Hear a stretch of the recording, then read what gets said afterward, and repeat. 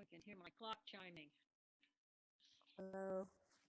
Hello. Hi, ladies. Hello. Good. Carol, can you hear us? Are you here with us now? Hi, girls, and Sean, who I don't know if I've met Sean before, but hello, Sean's face. Sean is one of our guests today.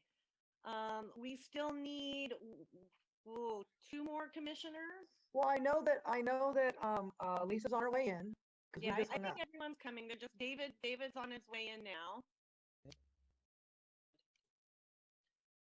So just a few more minutes. Hi, David. Welcome.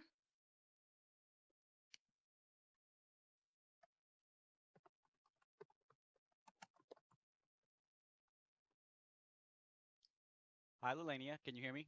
Now I can. Welcome. Glad you're here. Thank you. Glad to be here. Oh, what was that noise? Hi, Bird. Hi. How are you, Erin? Good to see everybody. Say hi while we can. Right. Hi, Lelania. Hello. It's so good to see everyone. Yeah. I'm looking forward to hearing. I hope we get to hear Carol. It's been so long. Hi, Monique. Welcome. Hello. Hi. Okay, Carol, can you hear us? You could type in the chat box, Carol.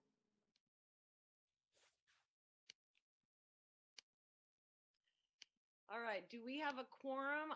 If we have Carol, I think we have a quorum, but without Carol. Oh, here's Lisa.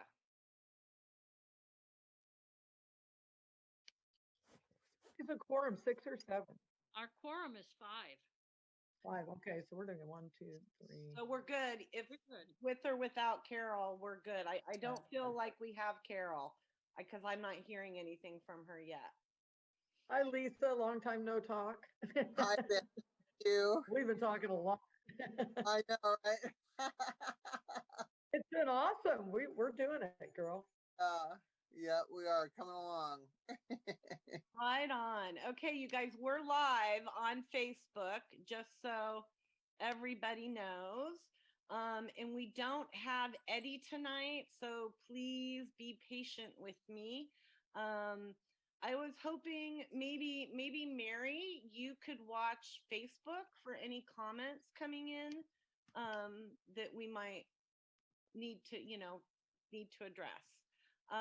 But I would like to officially call this is the Humboldt County Human Rights Commission, and I would like to call the meeting to order at 5:03 this evening on Thursday the 11th.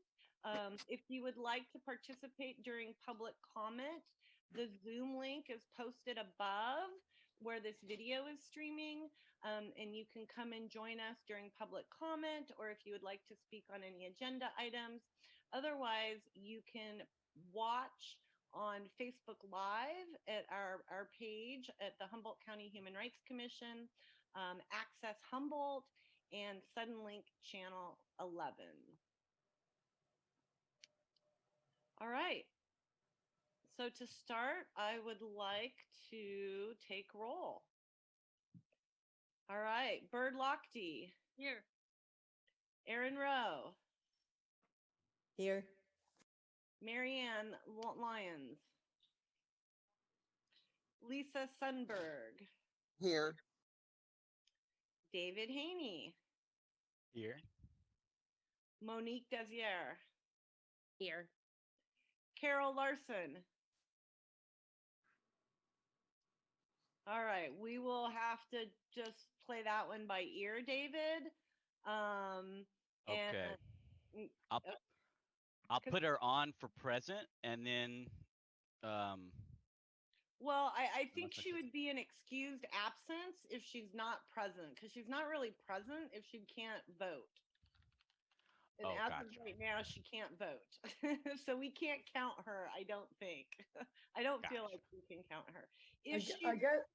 I guess it would be excused though, because she's here. Absolutely, So, that's yeah. what I'm saying. It would be, I would consider this an excused absence, but I wouldn't consider her a participating member until So- we hear her voice. very quickly, on the checking the messages, if I'm Well, on, wait, can you wait till we get through? Because we've got an agenda on the messages. I want to get through roll call. We're not done with roll call yet.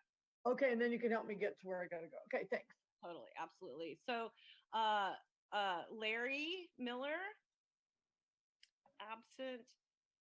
Eddie Morgan, absent. And I believe, oh, Scott is has an excused absent. He's out on a leave of absence. And next month, I believe we have 2 new commissioners coming in, but I don't see the newest one on today's call. But we had a little confusion on the dates. That's completely on me, on a typo, and I apologize. And I want to thank all of you for taking the time out to join us today. Okay.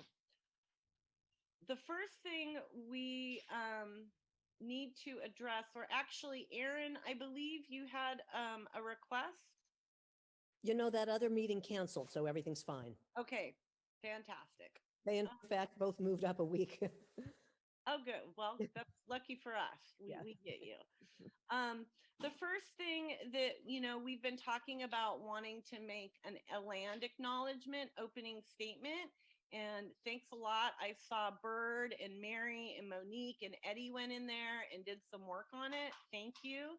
I would like to see, are we ready to put this up for approval? Has everyone read it? Where are we at with that? Bird? I move that we adopt the opening statement as it has been amended by the members. Second. I said, yep, there you go. Okay, all those in favor? We better ask for some discussion first. Oh, thank you, Bird. Thank you. Any discussion? Just if you could recap it, would be great. I think now would be an appropriate time to read it, Bird. Is that? Thank you. Okay. Let me put it up on the screen and then you can all follow along as well. I always absorb better that way. Good. Oh, no, that's not it. Okay. We acknowledge that the land on which we are gathered today is ancestral territory of the Wiyot people. We also honor all Indigenous territories and communities that make up Humboldt County. We come with the respect and gratitude to the tribes. We thank and honor the Indigenous caretakers of this land who continue to cherish and protect it as elders have instructed the young through generations. And we continue to protect the rights of the land and all people who live on it. We respect these Indigenous peoples as the traditional stewards of this land as we continue to support the enduring relationship that exists between Indigenous communities and their traditional lands. We encourage direct giving to tribes and Native-led efforts, and we encourage people to follow the lead of your local Indigenous communities as land acknowledgements need to be met with direct action and approach. We also recognize and acknowledge the labor upon which our country, state, and institutions were and are built was by the labor of enslaved people who were kidnapped and brought to the U.S. from the African continent. We recognize the continued contribution of their survivors. We acknowledge all immigrant labor, voluntary and involuntary, as well as trafficked peoples who continue to serve within our labor force. Be sure to support your local BIPOC initiatives directly. The Humboldt County Human Rights Commission is a county commission of volunteers appointed by the Board of Supervisors. The purpose of the commission is to aid in the eradication of discrimination in the county in cases of employment, public services, and housing, race, religious creed, color, national origin, ancestry, physical or mental disability, marital status, gender, sexual orientation, socioeconomic status, political preferences, and/or other factors. The Commission's responsibilities include investigating complaints of human rights violations, recommending possible remedies, educating county residents about human rights, gathering information and opinions from residents, making recommendations to the county board of supervisors, and presenting an annual report of commission activities and the state of human rights in the county to the board of supervisors. Very nice job, all of you. Could you put it back up again? There's one place that one of the things I suggested didn't get in. Okay. And I need to see the first paragraph too. It's a, oh, okay. Well, the second paragraph was the one that I wanted, where it says, we also recognize and acknowledge the labor, which, sorry, I'm not reading well because of my eyes, which our country, state, and are built was the labor, not was by, but was the labor. We acknowledge that labor was that labor. Yeah, okay. So take out by. All right. And somebody said they had something with the first paragraph. Yep, Lisa, was there a spot in the Yeah, first paragraph? This,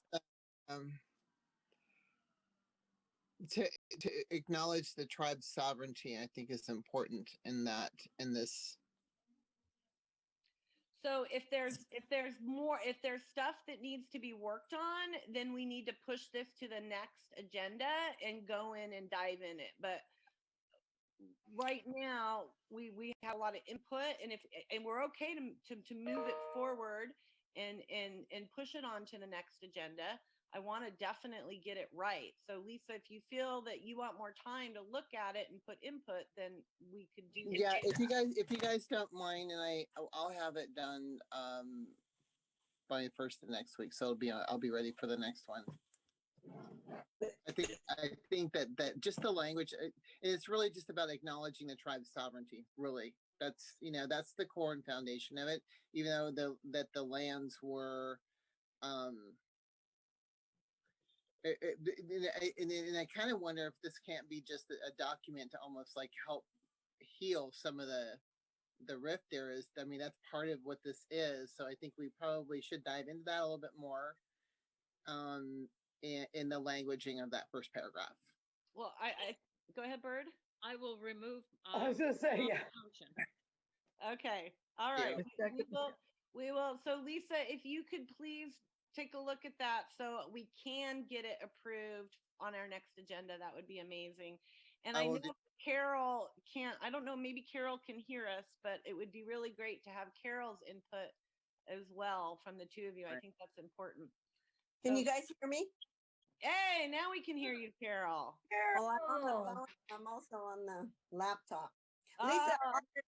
Lisa, if you want to send over your edits to me, we can Okay. work together. Okay, that would be fantastic. Thank you. Right on. Thank you, ladies. And welcome back, Carol. It's so good to hear your voice, and congratulations on your retirement. Yeah. Bravo. And I'm I'm glad hard- I'm over we're- COVID.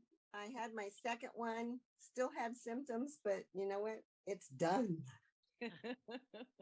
I had mine today and I'm feeling it. I'm tired and I have a headache, but I'm here. So I feel All you, Carol. right. Good. I had mine 2 weeks ago and couldn't even find where it was on my arm. Oh, you're Arm lucky. doesn't hurt. So I'm waiting till the next one in next week and see what happens then. Supposed to be bad the second time if you didn't have any reaction the first time. Oh, well, I'll be interested to see. I hope you do well, Bird. Yes. All right, so we are going to hold off on voting on that and take some more consideration around that. Thank you very much, ladies. All right, the next item on the agenda is we have 2 meeting minutes to approve.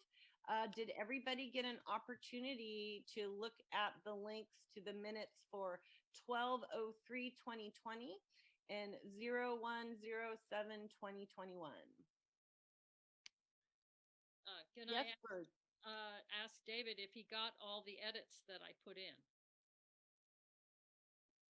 I thought I did, Bird, and I'm going back in, and there must have been some that I missed here, because I did clear a bunch of edits that you had made. As long These- as you cleared them, I move that we adopt the minutes as amended.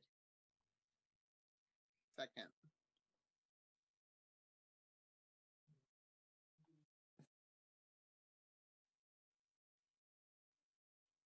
And we'll need a vote, I believe, Lelania. Okay, yeah, I'm just looking, did all her stuff get, cause I'm seeing a whole bunch of things in here that are still open. I see. Let me just put it on the screen and we can see. There we go. Oh, I was looking at the first one. Okay. I see yours, and then I just see just one more of Bird's. These are. Let me- Yes, I she can't read. was There absent. we go. Yes. So now all of Bird's have indeed been cleared as of right now. Good. Yes. Okay, So if Put nobody, that little one. we're looking at we're looking at December's minutes. Do we have a motion to approve December's minutes? I did, that's what my motion Okay. was. And I seconded it already. All right, and all those in favor? Aye. All right, I can't see everybody right now. Hold on. All right, all those in favor, thank you. Aye. And Yes Carol? for Bird, yes for Dubois, yes for Loins, yes for Sunberg, yes for Haney, yes for Rowe. Larson? Monique is a yes. Carol's phone's turned off. She'll turn it on in a minute. I see her speaker's off on her phone. There you go. I put my little thumb up. I didn't know. Oh, you saw- okay, we didn't see your thumb. Okay. Any abstentions? Any objections? All right, we've approved December's minutes. Let's move on to January's. I move the adoption of the January 7th meeting minutes as amended. Do we have a second? Second. All right, that was Lisa David, in case you missed it. All Thank right, you. let's vote. All those in favor? Aye. Aye. Lochte, Dubois, Loins, Sunberg, Rowe, Desire, and Carol? Yes. All right, thank you. Any abstentions? Any objections? All right, January's minutes are passed. Thank you, David, for the hard work. Much, much appreciated. Thank you all. Okay, next on our agenda. Didn't we have a special meeting as well? We did. Sure did. Those meeting minutes, I can check them real quick here, but those should be ready because I sent those right off right after the meeting. I think that's when we were talking about the memorandum of understanding with Access Humboldt. They're on there. They Hang were on, let me there, just yeah. get them up. They're up there. They're on the agenda. Hang on. Thank you, Bird. I move the adoption of the January 13th minutes as amended. Second. All those in favor? Lochte, Dubois, Loins, Sunberg, Haney, Rowe,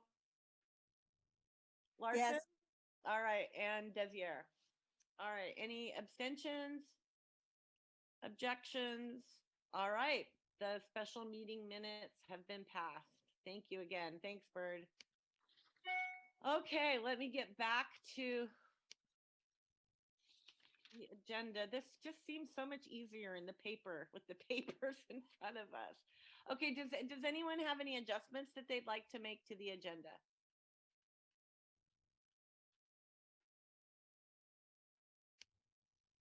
No? No. Oh, now I just hit the wrong button. Oh my goodness. Okay. All right, then I think the next up is do we have anyone that would like to participate and have anything to say during public comment? I see Burns and Hardwick. Are either you looking to speak on anything? Thank you. Hi, Diana. Hello. Oh, hold on. I just unmuted you. Hang on.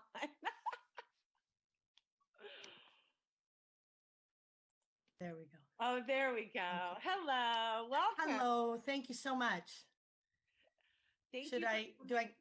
can I speak now? I wasn't sure if you were going to put masks on the agenda, if I could speak about that at all. Actually, it is on the agenda. Okay. It's new business. So if Yeah, you I looked a couple times and I was getting an error message. So I have a little 3-minute dealie, and if I could just read it, that would be okay. Sure. Why don't you wait? Because we have it on the agenda, and then we Okay. can actually have more of a discussion with you than we can now as well. Okay, great. So Thank we you. appreciate you hanging out with us for that. Yeah, no, I'm so appreciative too. Thank you so much. All right. Thank you. Okay. Karpani, do you have anything you would like to participate in public comment with? I don't. Thank you for asking. Well, thank you for participating and being a part of it regardless. You're appreciate welcome. it. Thank you. Okay, next item on the agenda. You skipped our guest. Oh, actually, our guest is under the Digital Accessibility Committee, but Oh, okay. Then that's so fine. that's one of your guys' agenda items. It was Eddie's agenda item, the Brown Act. Okay. So next on the agenda is, do any commissioners have any communications or any experiences that they had in the past month that they would like to share? I do, but Mary had her hand up first. I want to make sure I know where to look on Facebook. If anybody, would they be chatting here, or would there be a different spot on Facebook that I can look at? No, just look on our page. Okay, that's what I'm doing. Okay, underneath. I want to make sure I'm doing the right thing. I'm pretty sure that's what Eddie does, is just Yeah. look at our page. We can't, look at the world. We can't look everywhere, but we can. And I'm monitoring the chat here too. Okay, just a Yeah. minute. Our speaker is. He has to stop before 6. Yeah. Okay, so Bird, how should I handle that? Because our speaker has a hard stop at 6. Well, then let's take that agenda item now. We change the agenda, the adjustment to the agenda to accommodate that, and do that agenda item now. Okay, do we need to vote on that? No, that was All on right. the agenda. Well then, Sean, I think that's what we're gonna do. Thank you. I appreciate it. As you can tell, I'm learning in this role. So we do have a guest this evening, and he's really here to help educate us as a commission, as well as the community, around the Brown Act. There's been changes, as we've all noticed. We're now on Zoom and Facebook, and we're all just trying to figure out how to do this so we can move forward correctly. And his name is Sean Landers. Thank you, Sean, so much for coming.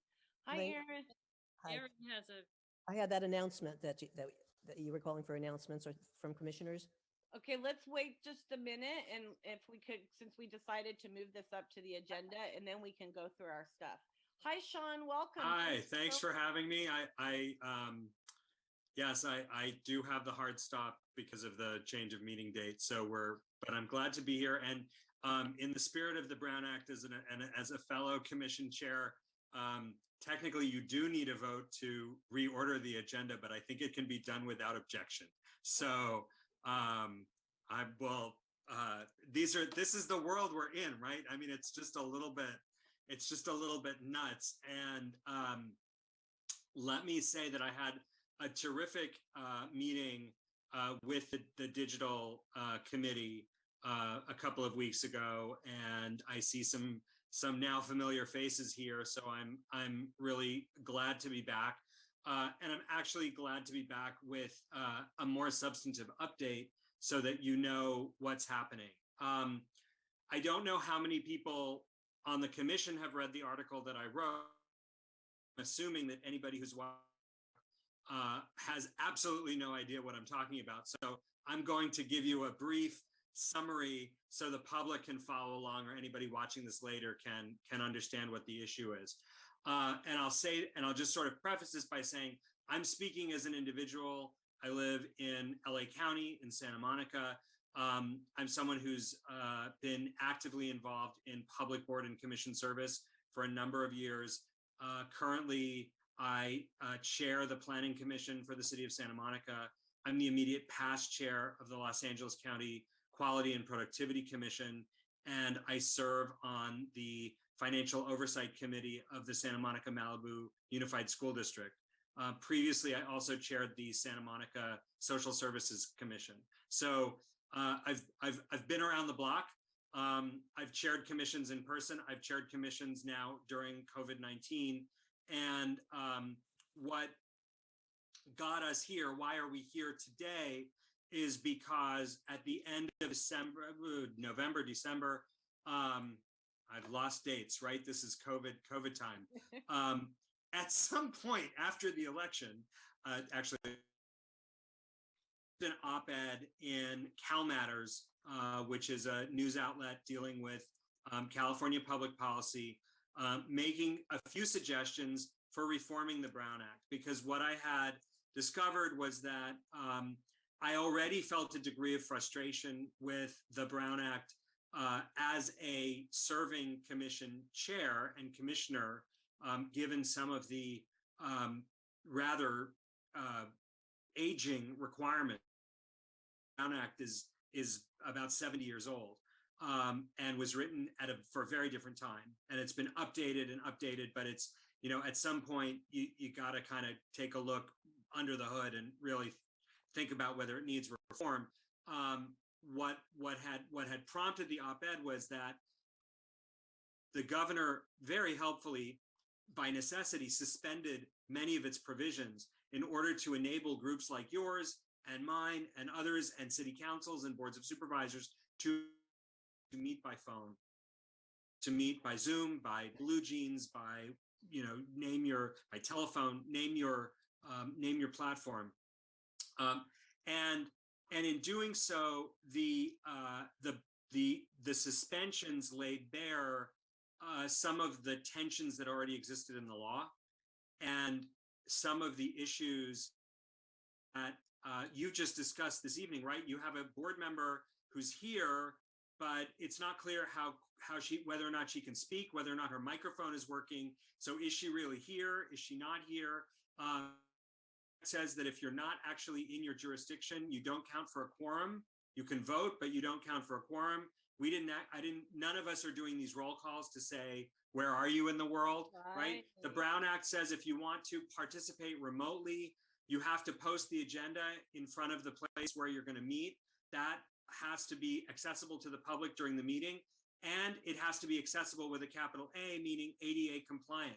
So if you are a elected official or an appointed official and you want to participate in a meeting from your home, you have to let the public into your home.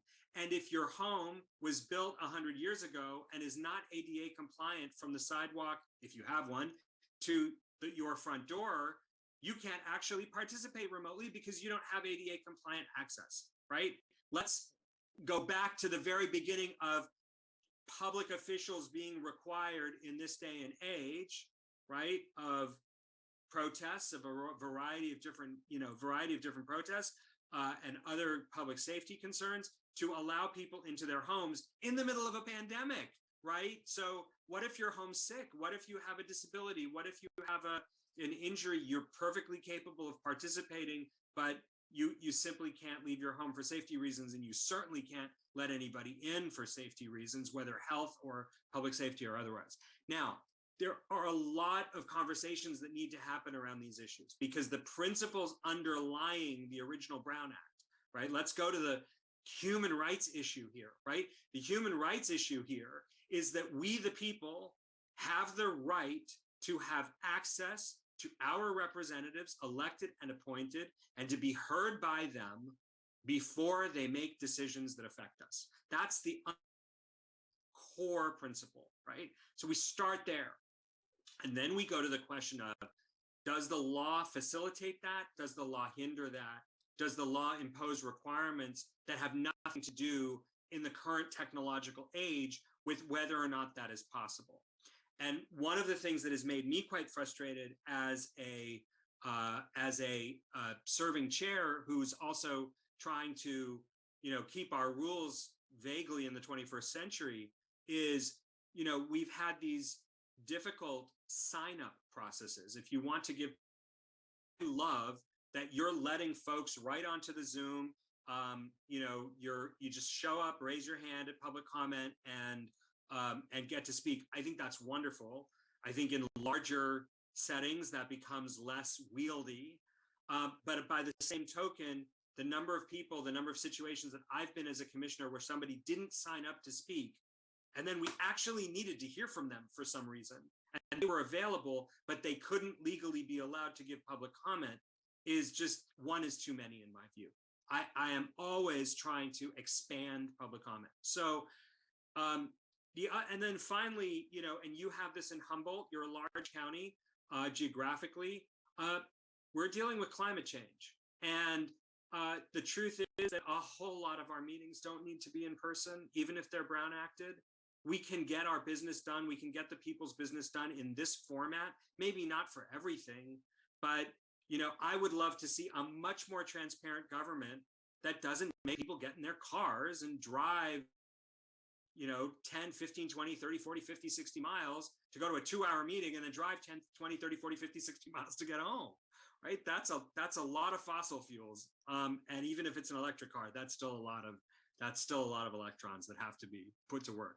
So I think there's long-term and short-term conversations. Now, we talked about a number of these issues, and I think the digital committee was very much interested in learning about what's before the state legislature. And I'll just say as a caution and as a disclaimer, I am aware, it's true of every county, that if you want to take a position on legislation, you've got to go through your board of supervisors. So I'll just say this as a disclaimer that I'm providing you with this information, and if you want to move forward with it, I know you're going to go through your own internal processes to figure out how to get your electeds to get on board. But let me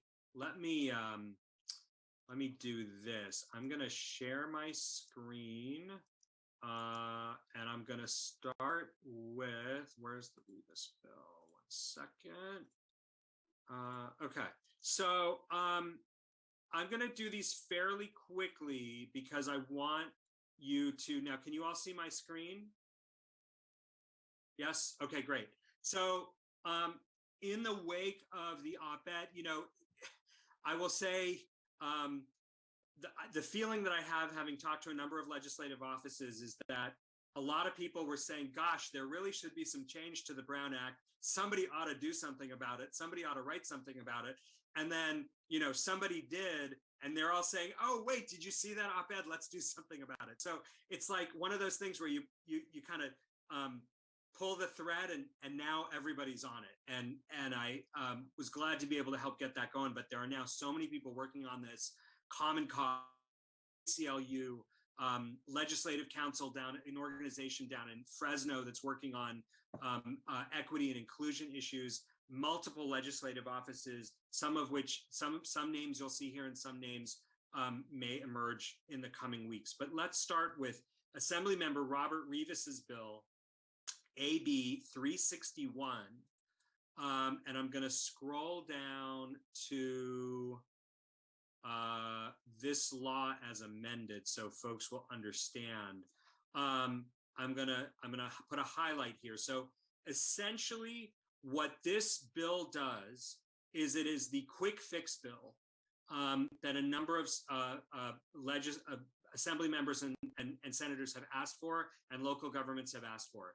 It would essentially say, look, if there's a public health emergency, boards and commissions and councils and agencies, let's just call them bodies, legislative bodies can make a finding over the phone to declare the emergency, and then they can continue to meet online and over the phone. That's, really all that it does. I'm scrolling quickly, but so you can see it does not deal with public comment. It does not deal with some of these other issues what it basically does is says we're going to make it easier for these bodies to meet remotely.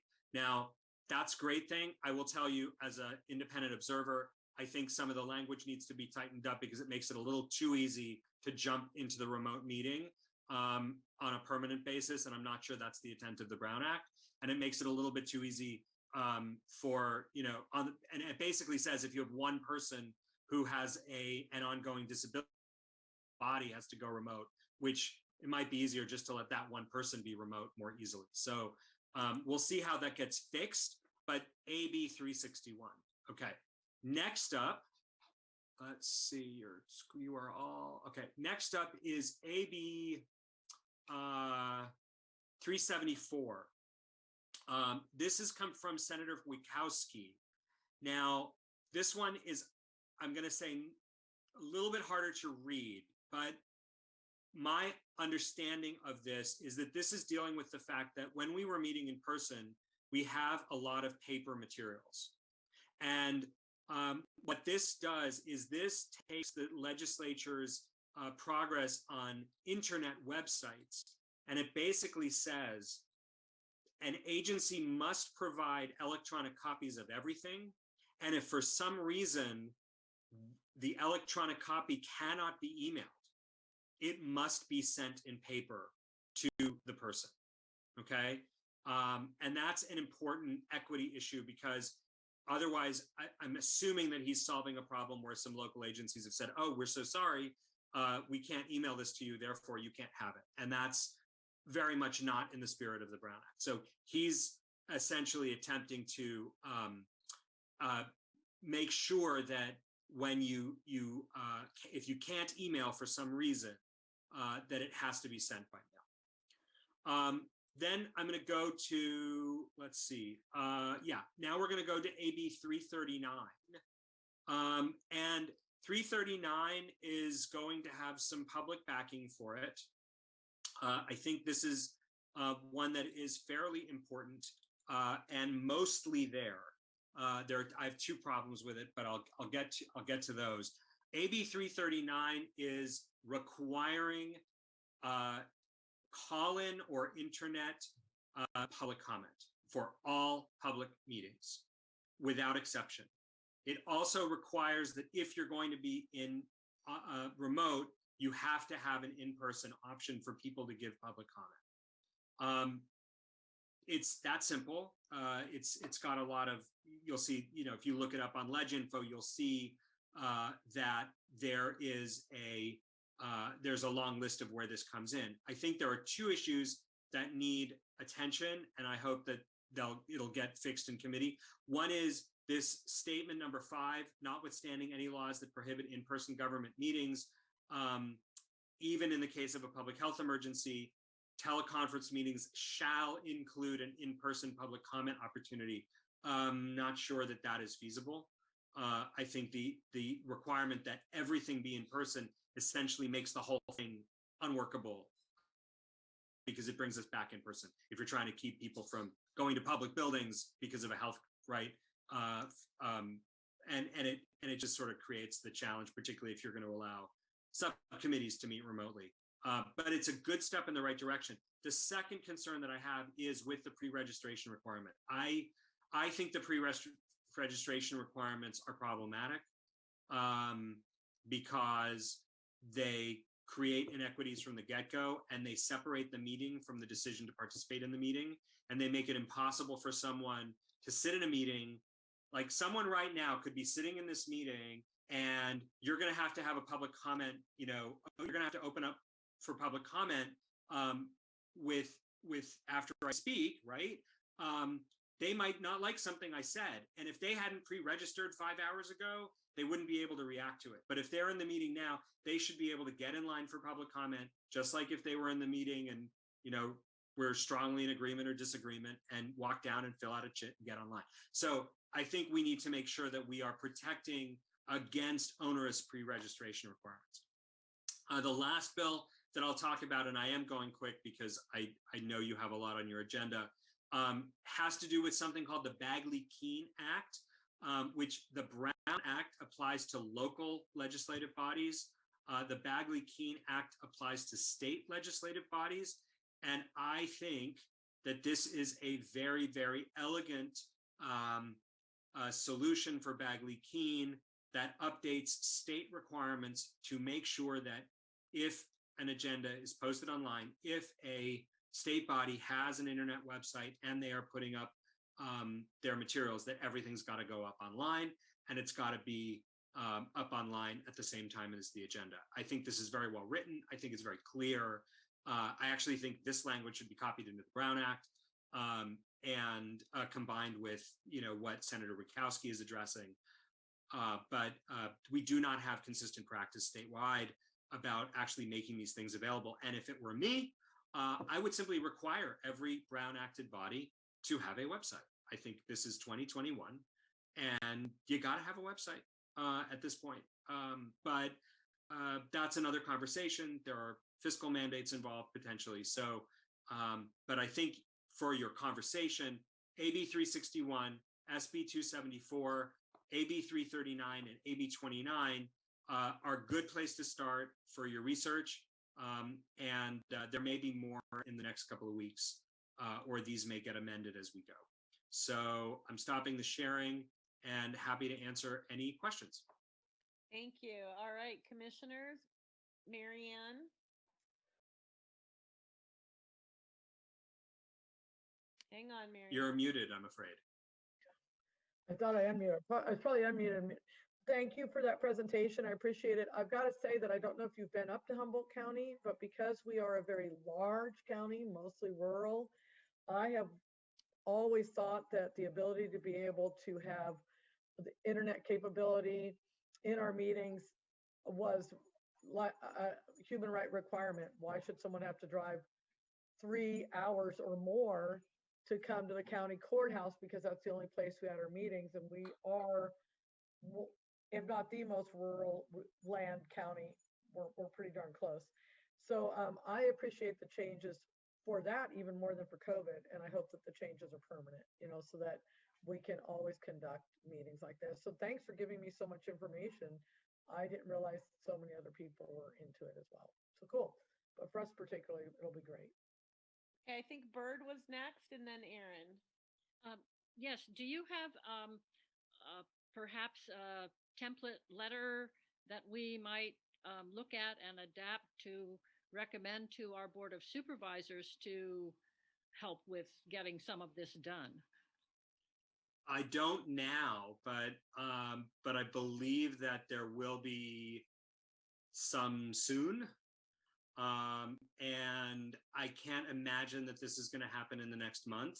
So, so if that is something that you're interested in, I can certainly make sure that, we chat and in between, and I can get you that info as I have it.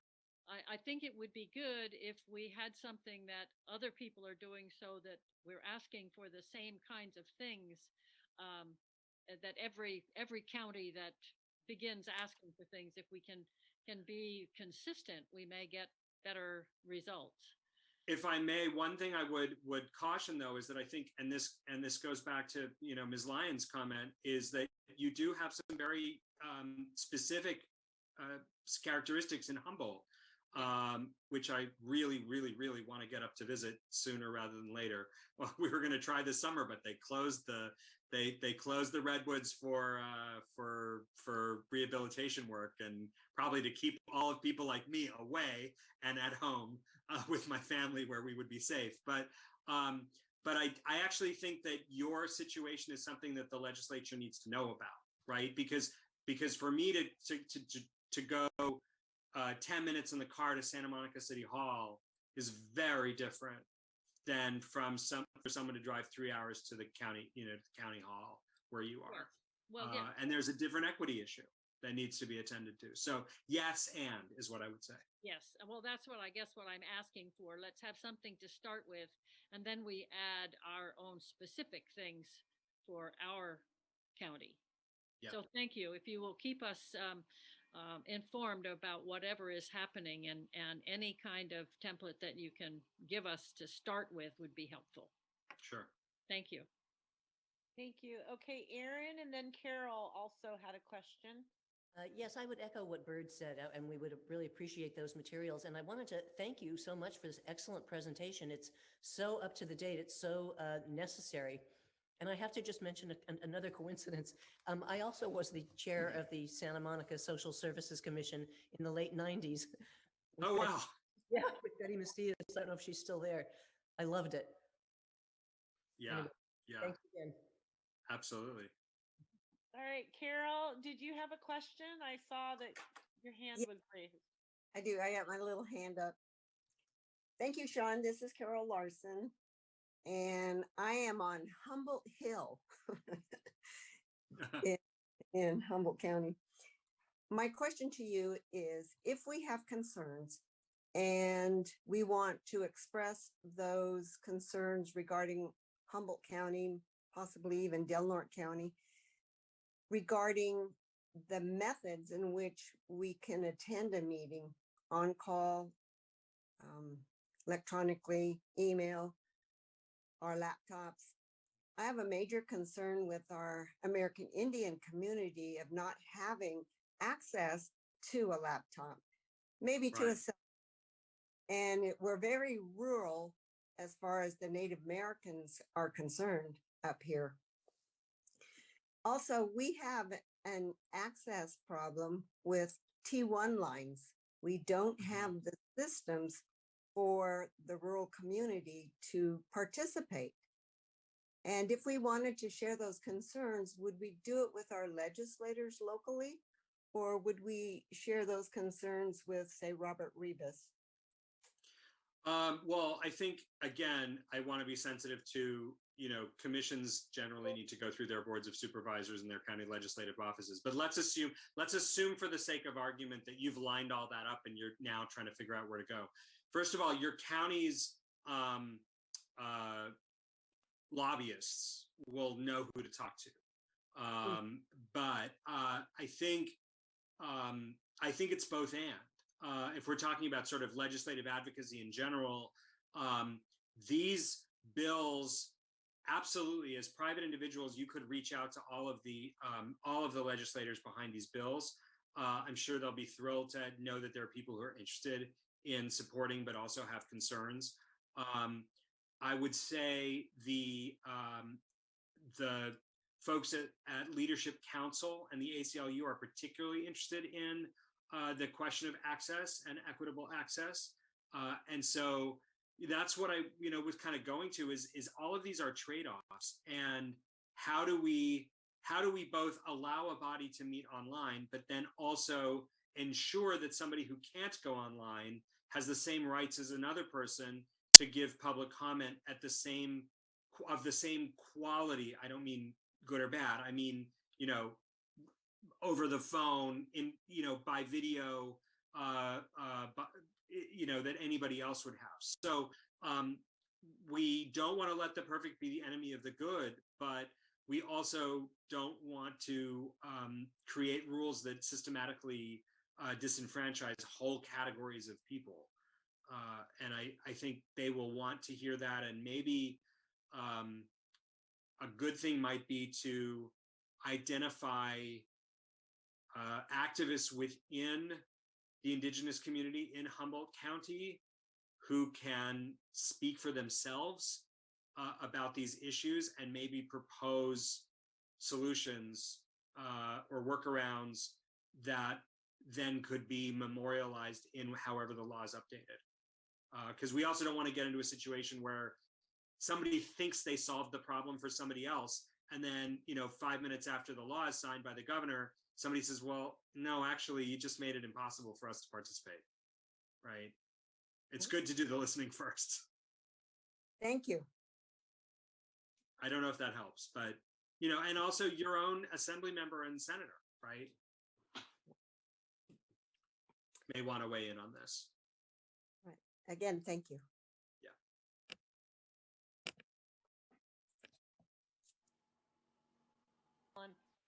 Thank you, Sean. Thank you very much. Do we have any public comment around this item? All right. It's Lelania.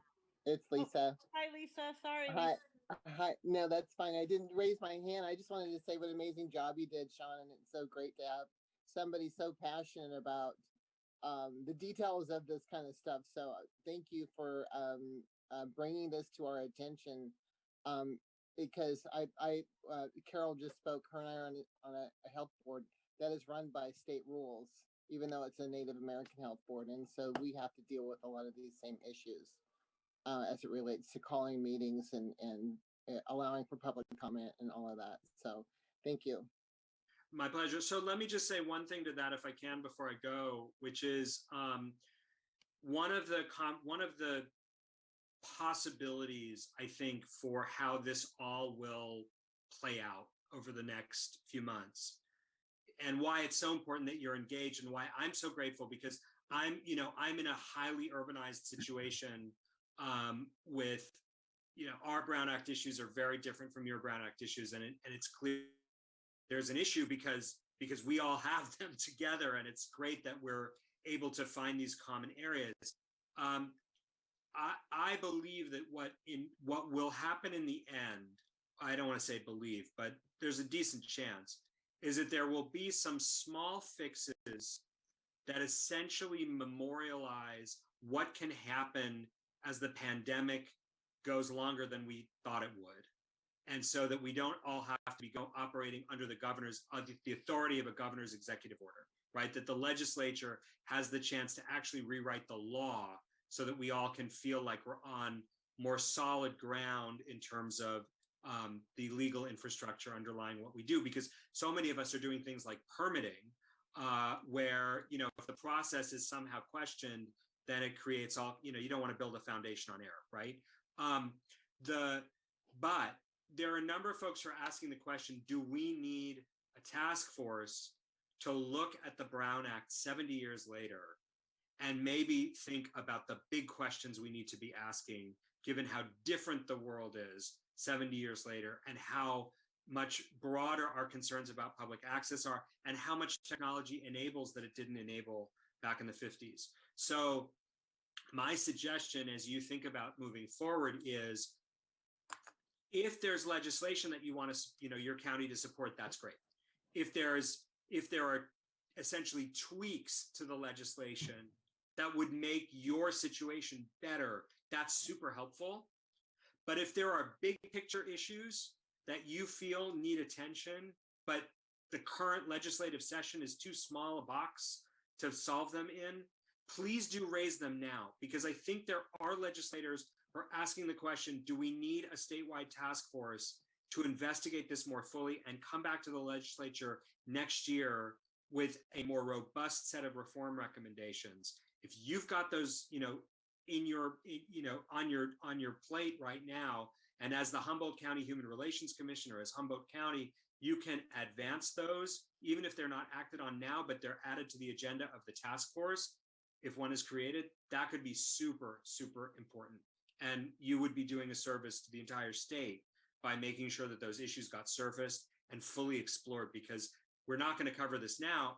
And the truth is, we may not cover all of this in the limited time that these legislative committees will have to solve the problem for the immediate future. Sean, what is the timeline that if we wanted to make that kind of influence for us to come to go to our board of supervisors with that? When would that information need to be shared? Well, typically the way the legislature works is that they're going to be processing these bills now. The bills are being introduced. Some of them will have early hearings. Some of them will have hearings much later. But remember that any bill that gets introduced is going to have to go to the other house. So typically what happens is you have an assembly process or a Senate process that's going to go through, I don't know, March, April, then April to June, July-ish. There may be some votes sending it to the other house. There'll be some recesses in the middle of that.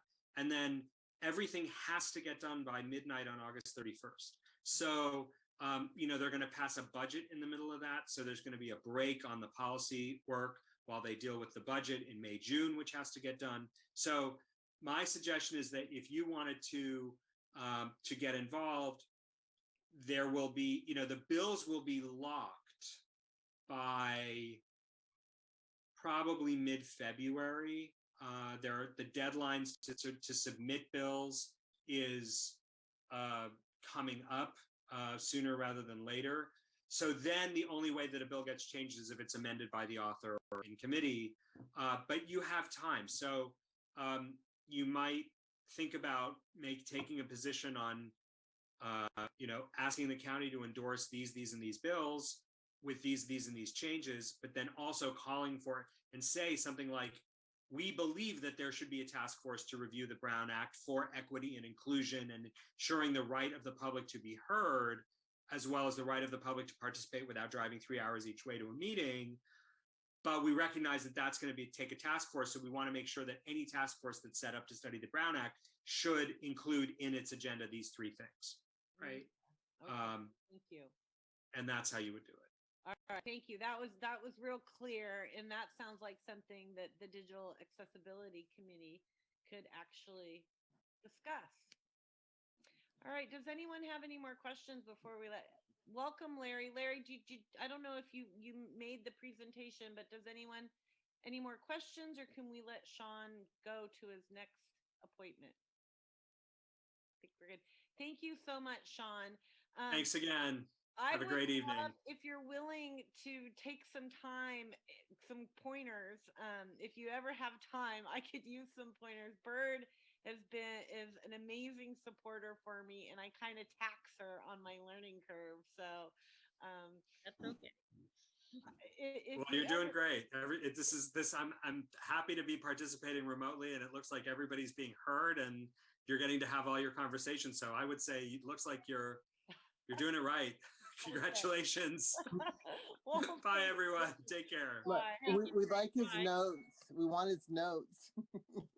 Yes, we'll get those. I think Bird and Eddie might have some of that already because they've been talking with Sean. You know what? Yeah. I'm going to mute myself. I'm going to put the links to these bills in the chat so you have them for the record, okay? But I'm going to turn my video off and my mic off, and I'll just post those links and then drop off. Thank you. Take care. We can Thank put you, those in Sean. the minutes, David. Thank you, Sean. It's nice that this is recorded too, because we could go back and listen when we need to. Yes, well, thank you, Access Humboldt, and I think now's a great time to let everyone know that huge thanks to Access Humboldt. They're airing this live right now, and Suddenlink Channel 11 for allowing us to be as accessible as we can figure out for the moment to our community. Okay, next on the agenda, Commissioners' Communications. Commissioners, do you have any experiences or anything that you would like to share? I believe Erin had something that she wanted to share with us. Erin? Not on this subject. Oh, Oh, you're talking about the announcements. Yes. Oh, yeah. Oh, well, I went to, HSU is having Black History Month. And I think they have like at least a weekly talk. And today they had one by this unbelievably brilliant woman from Soulfire Farms in New York. And she explained, it was a fantastic lecture. And she explained kind of the history, the horrible, horrible history of real estate and loans, and the reason why Black farmers don't have any land, and why anyway, it was a magnificent retrospective. And if that quality is anywhere near the other lectures, I would highly recommend it. It's through the HSU, like Black Student Union or something. I can't remember any of the names because I'm old, but it's a the African American Center for Academic Excellence. That's it. Too many words. I've just got that one little brain cell left. The link to their month activities is actually in the agenda. In our agenda? In our agenda, it's posted. Okay. So anyone who's watching can go to our agenda and get links to the series of lectures that HSU is doing this month around Black history that Erin is referring to. Well, anyway, it was fantastic. If the quality is anything like today, it's well worth it. So that's it. Thank you, Erin. Commissioners, does anyone else have anything they would like to share? I'd like to jump in and apologize for tuning in late. I assumed the meeting was going to start at 6. I didn't even look to see that it had been changed to 5. So I apologize to everybody, and um, I'm here. Well, we're glad to have you here, Larry. Thanks for showing up. It's better late than never. We need everybody on this team. All right, Bird, I know you had some announcements that you sent to me. I have them, but would you like to? They were just for you to send out if you wanted, but I have another one. I don't think I sent this one to you. Some of you may remember that one of our human trafficking grants was to a young woman who was working on her Gold Award for Girl Scouts. And because of Black History Month, the Girl Scout Council has featured 7 young women of color and what they have been doing for their gold and silver awards. I can forward that to you if anybody wants to see it. They've done some amazing things with their projects, and they're all of color, and that they're featured because of Black History Month. So if anybody wants it, I can forward it to you.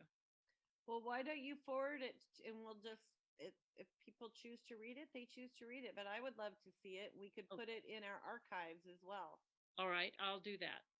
And if it's sometimes if it's a good link, I'll share it on the kindness page, or we can share it on the commission page on Facebook as well, so that a broad audience can see it. So I do look at all those things when you send them in and when we get them, and sometimes they make it over to the social media platform. Okay, commissioners, any other announcements, any other activities that you attended this month on behalf of the commission that you'd like to share? All right, well, I would like to share that Bird, or no, it was Aaron, and I think Eddie and myself, we attended it was the Martin Luther King Day events. And we got to hear Mo did an amazing presentation, and there was a lot of great speakers. And I was hoping we would hear from, well, let's just move forward. HSU is hosting, as Aaron mentioned, a series of online lectures in honor of Black History and Liberation Month. You can go check them out on the events calendar. NAACP is having an expungement clinic this month, a free clinic funded by Cal GRG on February 5th. Oh, we already had it, from 11 a.m. to 1 p.m. Well, hopefully they'll have another one of those if any of you missed that. I find it wonderful that they're doing that. And then next month is Women's History Month, and it is the 109th birthday for the Girl Scouts. I was looking for things going on, and I think people are still figuring that out, but League of Women Voters usually does something every year, and AAUW, both of those links are also on the agenda. Any other announcements or communications, commissioners? Is this the time you want us to talk about the kindness? Nope, that's on the agenda. Okay, thanks. This is the time, Lisa. If you've done something in the community that you would like to share, that you feel is relevant, if you have an announcement to make that you feel the commission should hear, that now is the time to do that. Yes, Bird. The League of Women Voters is having a membership meeting looking at public health and particularly mental health in our position. A position is something that we have studied and have an opinion about. And our meetings are open to the public. If you want to listen to what we're doing, there will be information about what the situation is in Humboldt County and perhaps what we might want to be thinking about in changing or updating our position. You can't participate in our decision making unless you're a league member, but you can certainly come and listen. So if anybody is interested in that, it is February the 25th in the evening. I think it's 7 o'clock. And if you are interested, send me an email and I can send you the link. All right. Thank you, Bird. I also have another announcement. Vernon Price, who a lot of the commissioners are familiar with and the community's familiar with, he is one of our great homelessness advocates. He's been actually awarded for the 2021 Award of Merit in the Client from Legal Aid Association of California, because he advocated so strongly for a client. They are giving him this award. And I just wanted to mention that because Vernon has done so much for our community. I also wanted to just speak to the commission in general. We have a lot of new commissioners and a lot of changes going on. And I just want to kind of go over, what it means to be a volunteer and we have the right to say no. As commissioners, we get a lot of things that come at us in the community. We want to create change. And I think what I want to impress upon us is that when we offer our time, we need to really remember that we put that time on the table for our community. And if we can't put our time on the table, it's okay to say no. But we need to say no when we can't do it, and ensure that we are there when we can do it. And so that being said, as we go through our committees, we have some committees that have been there for a while and we haven't had a lot of action. So as we go through our committees, I really would like to hear from everybody what it is that you're doing and how we're taking action, so we can either clean up our agenda a bit and maybe clear some of those committees off the calendar or restructure those committees. But I want to ensure that we're really taking action around the things that we're promising our community around. All right, next on the agenda, sorry you guys, is message line. Bird, do you have anything to report? Were you on this month? Wait. It was Mary Ann. Hi, it was Mary Ann. I was on this month. Gosh, I forgot to check it yesterday. I've been doing really good on it too. There were only 2 messages. One was very rambling and didn't make much sense. And one didn't say what they wanted, but asked me to call them back, and I tried and they haven't answered yet. So that was it. So far, that's about it for February. Okay, I was actually on the January call. I forgot. And the most significant call I had, and I was hoping that he would come to represent himself, was from a gentleman who felt that he was being discriminated by one of the local grocery stores. And I asked him to come and share his story, but hopefully he will next time.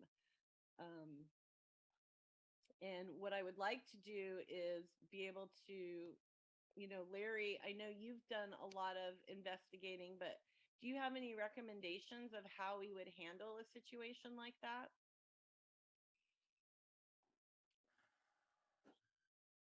Oh, we lost Larry. No, I'm here, but I didn't follow that conversation. Could you restate what the problem was real quickly? We had a young man feeling that he was being discriminated. He actually was fired from his job at one of the local grocery stores. And I asked him to come and speak to us this evening, but he was unable to or didn't feel able to. But he was asking what we could do about it. And, you know, I recommended him reaching out to the ACLU and that, but, you know, I was wondering how could we as a commission support someone that was feeling that way? Okay, there is a state agency that deals with that kind of issues. I think it's housing, you know, it's the housing and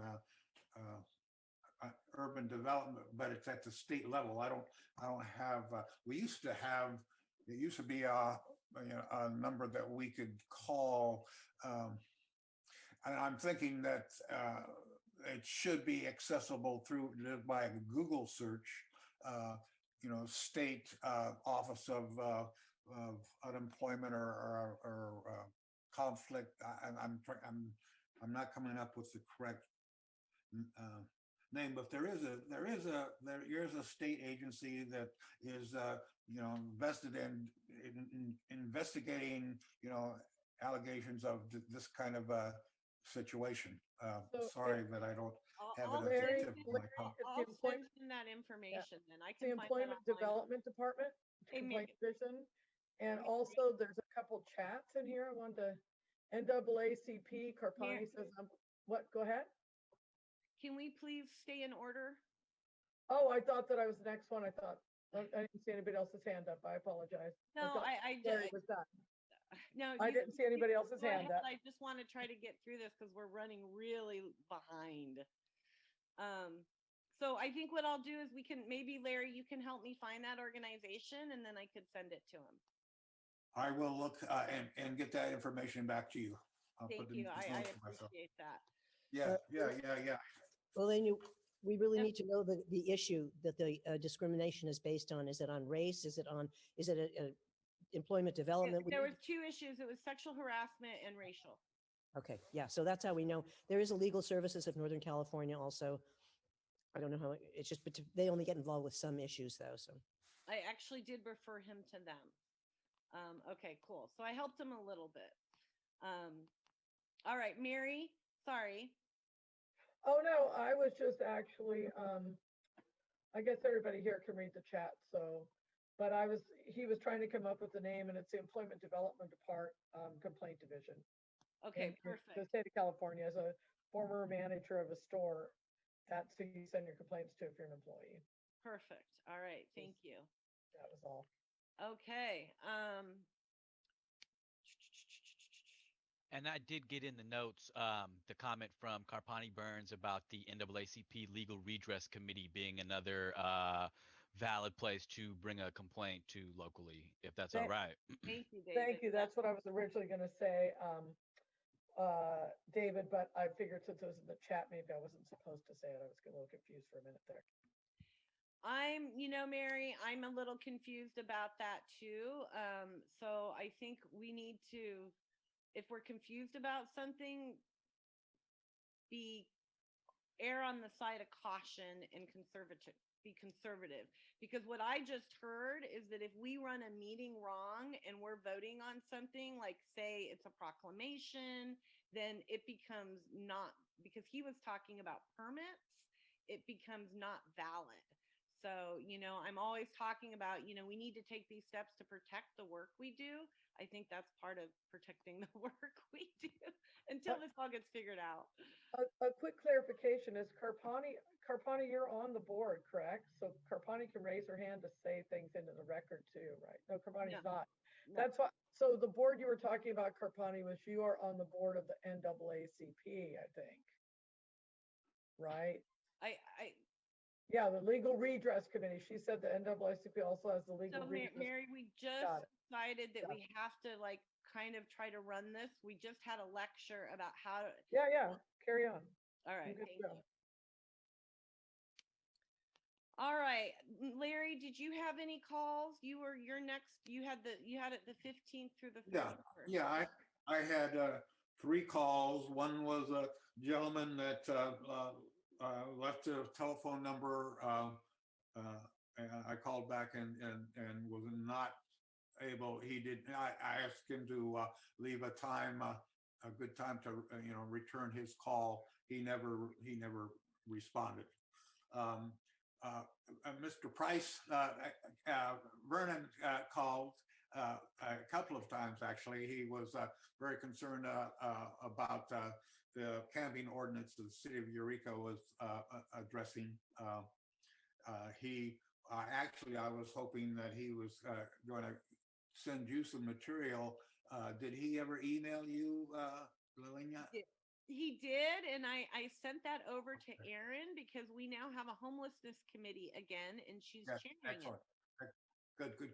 Good. And then we had also, the other call was from a lady that is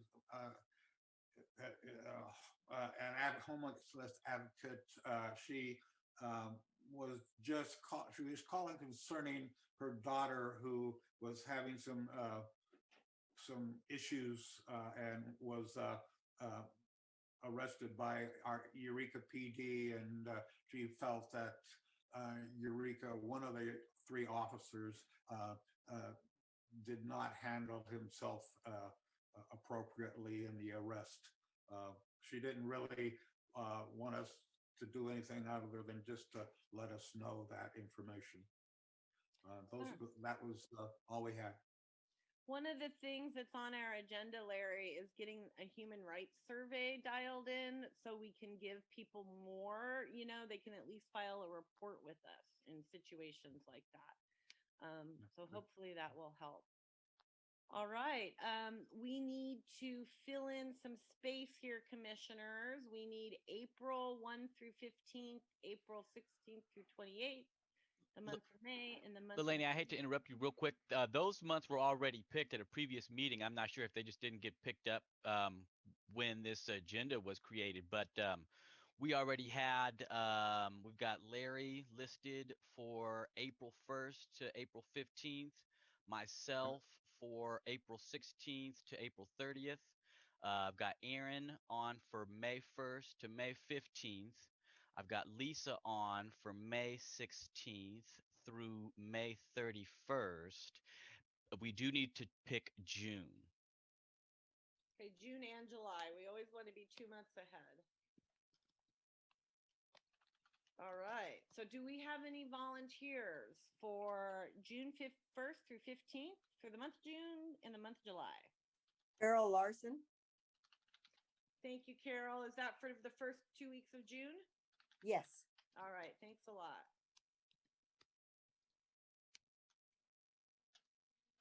Commissioners, we have 2 new commissioners coming in next month, but we still need to get these slots. I do not want to take any slots at that time because I have the end of the year report to work on. So I would really appreciate it if we could get 3 more folks for the end of June and both 2 weeks in July. I'll take one of those in there. I can take the first 2 weeks of July. Okay, right on. And you want to do the end of June, Larry? Sure, that sounds fine. And do the second half of July. All right, thank you, David. All right, there we go. Let's move on to the treasurer's report. Mary? I'll look up. The balance is still $756.40. I'd like to know if anybody has gone in and filled out signature cards yet. And I know that there was a flurry to get that done, and then it kind of fell to the wayside. I'm sure that the bank has taken off the old signatories, though, at this point in time. So I would encourage you guys to head in when you can to the Umpqua Bank in Eureka. Yeah, I've but only it's no been big deal. in private homes and the grocery store. But No worries. Yeah, we have a debit card if we need it, so we're good to go. That's about it. Treasurer's report. Yeah, I'm gonna try to get in there. I'm getting stronger, so we'll see. But it's just been on. I will take accountability that I have not been in there, and I apologize for that. But it's definitely I'm just starting to kind of tip my toes in the world again. Well, I think that because we are able to use, and Eddie's not here, but there's still some confusion about the Zoom account, so I'll keep working with Eddie to figure out how to pay that with the debit card instead of his. There's still, I should be able to do that, but we're figuring it out. Okay, And other than that, good to go. right on. Thank you, Mary. All right. Eddie is not here to report on the correctional facility liaison. And the Human Trafficking Committee has not met either since our last. Bird, do you want to speak on that at all? But we haven't had a meeting. We have not had a meeting, but we have received another application for the money, and it is from Catholic Charities in Santa Rosa to come up here to work with some Latinx groups, and we have not had a chance to discuss it yet. So when we do, we'll see if we have a recommendation. They're asking for the whole 20,000, which of course we don't have right now, but there is a possibility that we could make some recommendation about some money to help a certain number of people. Okay, yeah, because we still have a little bit of money in there. Yeah. All right, Sanctuary Ordinance Standing Committee. We have not yet met, and what we're planning on doing is calling a meeting where we invite all the government organizations that are involved in the sanctuary, and having to our next meeting, which is why it hasn't happened yet, because that's going to take a minute. So we can get input from multiple different agencies around where they see our role is in this, and so we can put together some policy that really works for us if we do get any sanctuary reports, so we can process them effectively and address them effectively. And that's where we're at right now. And then the Kindness Ad Hoc Committee, Marianne. We've done a lot to start reinvigorating the committee. I think that I'm going to share real quick. I'd like to share a cute little graphic with you guys. I don't know where. I'm going to try and share this way. I don't know if I can just share one of them. There are, where did my graph go? Oh, it's an Adobe graph. Can you see that? Is the share coming up or not? Sometimes Yep, it's coming up. Okay. So if you guys are able to move your screens to the side so that you can see, good. Well, I can't see what the heck it is, so I'm going to minimize you guys. I want to show you guys that just by simply really engaging and just inviting as many of my own friends as I could and having their friends invite friends, we had a 40% growth. We went from 300 to 420 members in just 2 weeks. This shows when I set out the flurry of activity. So I'm calling on I want to interrupt you because I think we're looking at the wrong thing. We're looking at the that's what happens. Yep, that's what happens. Hold on. It does not let you share across. There we go. Sorry. Okay, so here's this beautiful graph again. Can you guys see it now?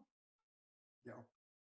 Okay, so it shows that we were able to grow because I went back and kind of reviewed, and we're doing a social media campaign, and I know that not everybody's on social media, but for this part of it, we're focusing on the social media part of the campaign. Kind of. So I wanted to show that just by inviting and having friends invite, we were able to add quite an exponential growth, which is a good thing. And then I want to share, we also have built a roadmap about what we're going to do moving forward. I don't know if I need to share that. And we've created a PSA that's going to go out to celebrate Random Acts of Kindness Week, which starts February 14th. So it's a simple invitation to use our Humboldt Kindness hashtag again, as well as to join the Humboldt Kindness group page, which I just shared. I encourage all of you who are on Facebook, I know you are, David, and I know Elena's already invited a bunch of people. Anybody here is on Facebook. If I haven't added you, I mean, if you aren't already on the, sorry, it's the fatigue from the shot, but if you're already on the Facebook group, you may invite friends. I noticed that that wasn't an available option until recently. So I clicked a little thing so you can invite friends to join it. Let's see how many of your friends we can get on there. And I'm making sure to try to invite people that belong to organizations. Lisa and I have done a lot of work to start moving forward on some kind of here we go. A little bit of roadmap. We moved our roadmap a little bit. Can everybody see this? So we're really starting to move forward with logical, realistic dates for us to try to maybe put together an art campaign that and as that starts moving along further, we'll keep sharing through the month so that we don't have to waste any more time right now. But I want to strongly encourage anybody who's has social media at all to use the hashtag Humboldt Kindness, but also to feel like it's going to be a good way to disseminate information and do random acts of kindness next week. So Mary, can you get me that PSA, because today's the 11th and the 14th? I already sent it to you. I sent it to you earlier. It's in an email. Yeah, so you can look at that, and then the goal is to email it to literally HOE, the Sheriff's Department, all the newspapers, all the powers that be. And all we're doing really clearly is saying the Humboldt County Human Rights Commission would like to wish you a happy Random Acts of Kindness Week. These are some ways that you can get involved and be kind. So you'll see it. I'll say it's already been sent to you. I'm going to have a hard time getting to that in the next 24 hours. I'm not worried about it. I'll make sure that if you get a chance to look at it, I'll just email it to some folks. It's kind of a soft. Well, it has to go out through the county email. I'll do my best. I just have a really packed calendar and it's short notice.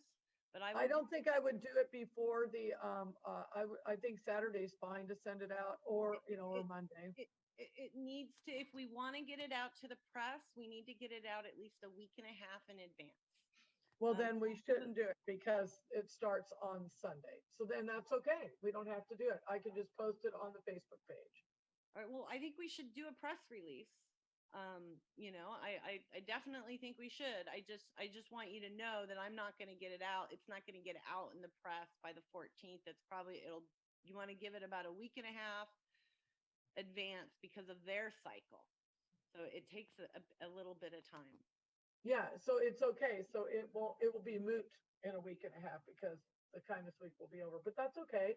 I can put it on the Facebook page and we're good to go. Do you want to explain what it is we're asking people to do a little bit more? Like, are they posting things? Are they just going to the page? How can the community get more involved? By simply being here, we'll show real quickly to everybody. There is a Humboldt Kindness page on Facebook. Ask to join. And invite your friends and family and folks in the community, for example. And then this is a place where you'll be able to stop and look and let's say that this is up and you want to share this, you can share that next week's the Random Acts of Kindness Week and Kindness Day is coming up. And you can share and always use this hashtag. And as you can see, I can go through and we can start seeing who else is adding hashtags to things so that we're able to really look at different things. So using the hashtag Humboldt Kindness. And also when you post on your own Facebook page or on your own Instagram or Twitter, whichever you use, if you are a social media person, you'd be able to go in and just add the hashtag Humboldt Kindness, and I can search that and spread it a little bit farther and wider. Thanks, Mary. Thank you very much. And Okay. and I believe that if everyone uses that hashtag, that the committee's going to be tracking it.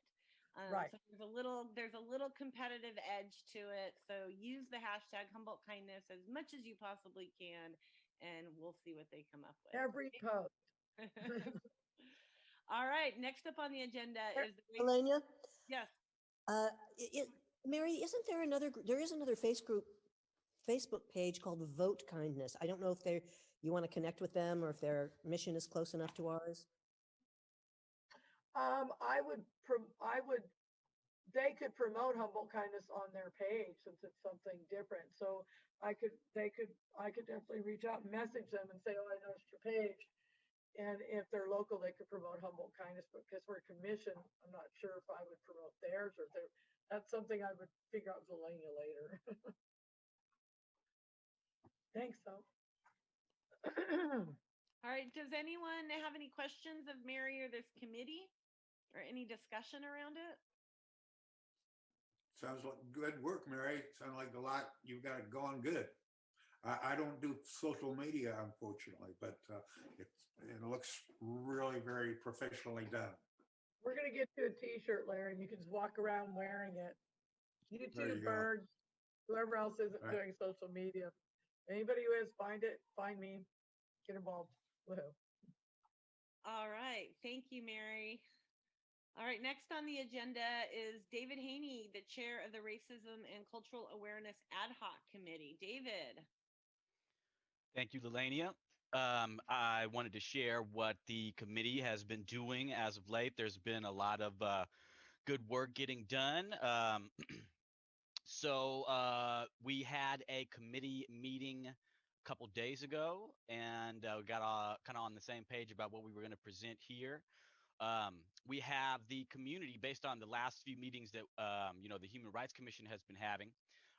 We have the community drafting this proclamation to declare racism a public health crisis in Humboldt County.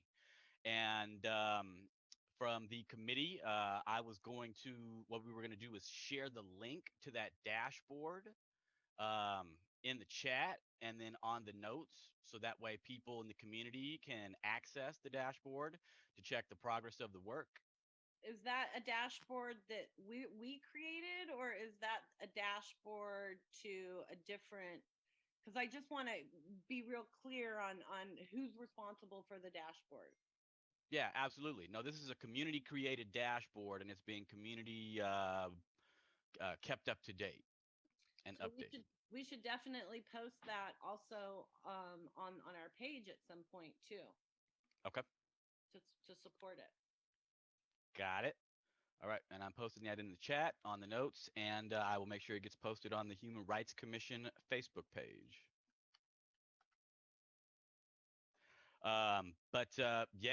Currently once you get in there, there's some really beautiful text in there, and Larry and I have had the privilege of joining the community for some of these meetings, and there's been really beautiful conversations that have happened. Lisa's also been involved.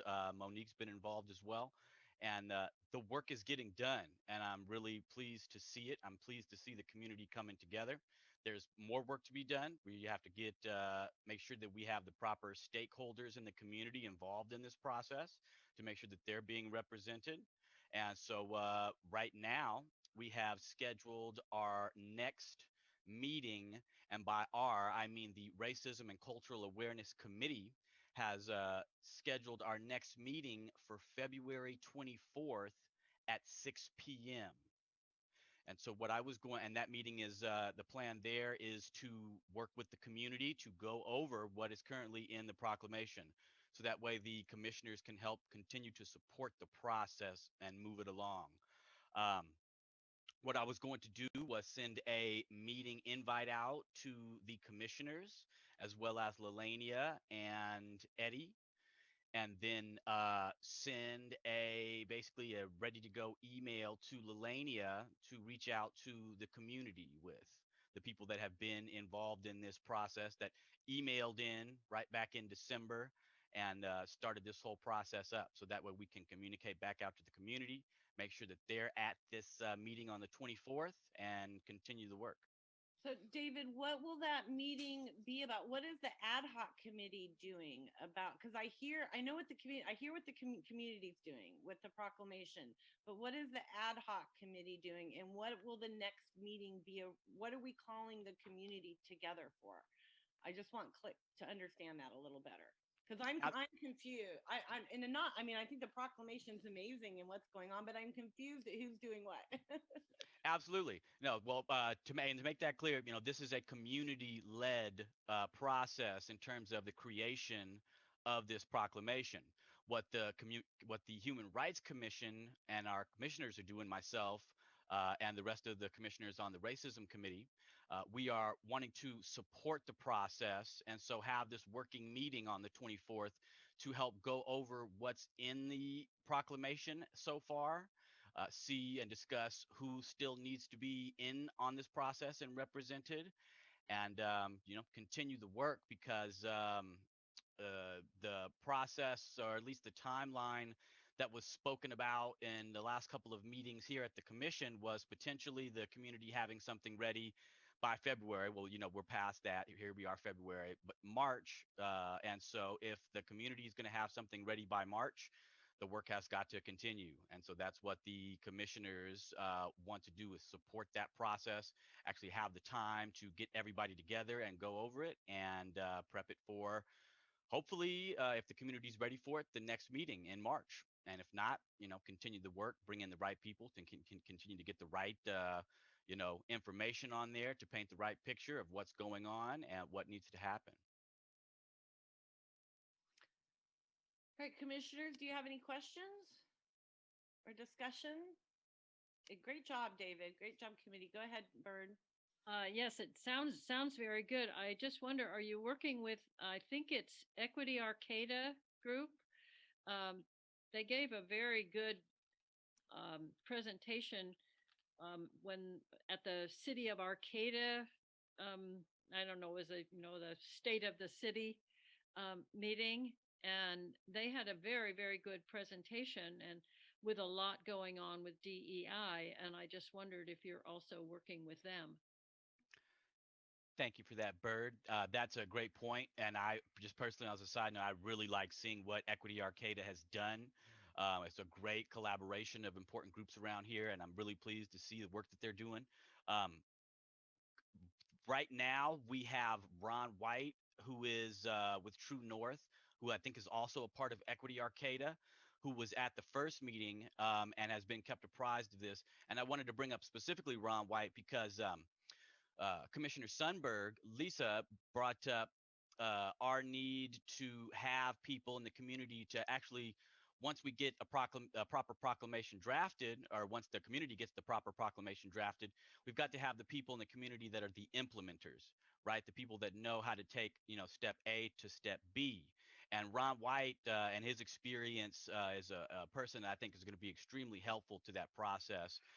And to my understanding, he is with Equity Arcata, unless I'm wrong. Monique might be able to correct me on that potentially. But other than that, I'm not sure if any contacts with Equity Arcata are involved. So I would appreciate it if you forwarded me and Lelania the contact, so that way when Lelania sends the email out to the community as the chair, we get the right people on there. I'm not sure the contact. This was just I believe it was the Arcata Chamber of Commerce was doing this, State of Arcata, and Equity Arcata was just one of the groups that made a presentation. So I guess you could get the information from the Chamber of Commerce. Thank you, Bird.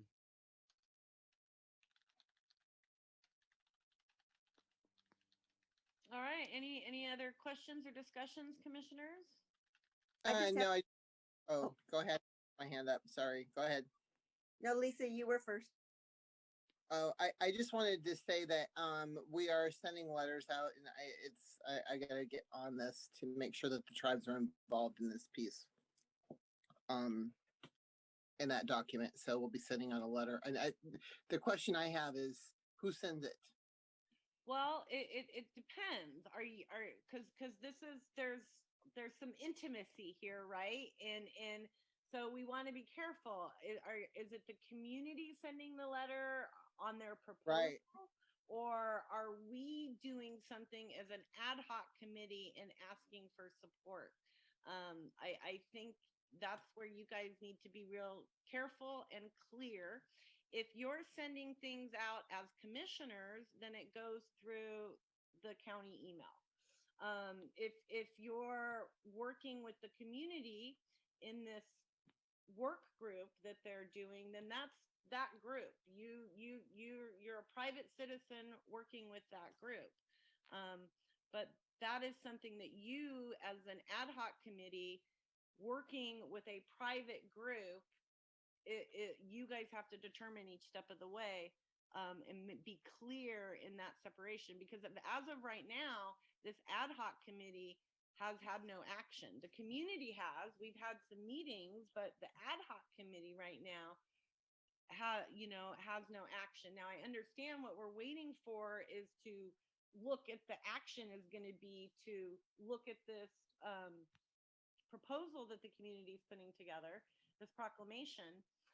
So that's all understandable, but I just want to keep it clear that we have an ad hoc committee that's county, that's run under the Brown Act, that we have to follow all these steps. And then we have a community taking an initiative on their own, and we want to support that. So Lisa, I think it would really depend on what side of the table you're coming from in that. Well, I want inclusion. I want the tribe included in this. Lillian, So, yes, Larry. um, our action essentially as an ad hoc committee is supporting the development and the creation of what's going on in the county. I mean, in the community. That's really our role at this point, as far as I understand it. And David, you correct me if I'm wrong, but again, because it was really important for me to understand, where this proclamation was coming from. Was it coming from the Human Rights Commission through Board of Supervisors or the community? And it's been made very clear to me, and that it's going to be a community, a proclamation, and we are supporting its development at this point. So it's not like we're not doing anything. I think this is an incredibly complex process. Got it. Yeah. Okay. Thank you, Larry. That helps me with Lisa's question, I think, a little better. And please, Bird and Larry, if you have any wisdom to add to it. So I would think that if you feel that the tribes need to be involved, then whoever is, leading this community meeting, you should reach out to them and say, look, we feel these voices need to be brought to this table. Okay, thank you. Because that's it's the community group that's doing this work. So if you feel they need a voice in that work, that would be where that voice needs to go. At this point, we're just going to be, it looks like we might be making a recommendation, or we might show a letter of support for this proclamation. But we're not organizing it. We're not bringing the stakeholders together around this proclamation. The community is creating it. They will bring it to us and we'll go, maybe they'll say, we would like you to present this. Maybe they'll say, we would like you to write a letter of support. We don't know what's going to be asked of us, but as of right now, that's where the voice needs to be heard, it sounds like, is with the community group. I wanted to make sure that I add in what Monique put into the chat. I believe we decided to create a list of people the community can present their proclamation to was indeed a part of the recent meeting that we just had. And so I've got that here in the notes. That way we can help the community make sure that they're, able to know exactly who to present this to once it is ready and where it can go. It's Lisa again too. I'd also like to add some of the Native historians too, because they're not necessarily, members of, well, they are members of the tribes, but they're not tribal council, and I just want to make sure that they get included.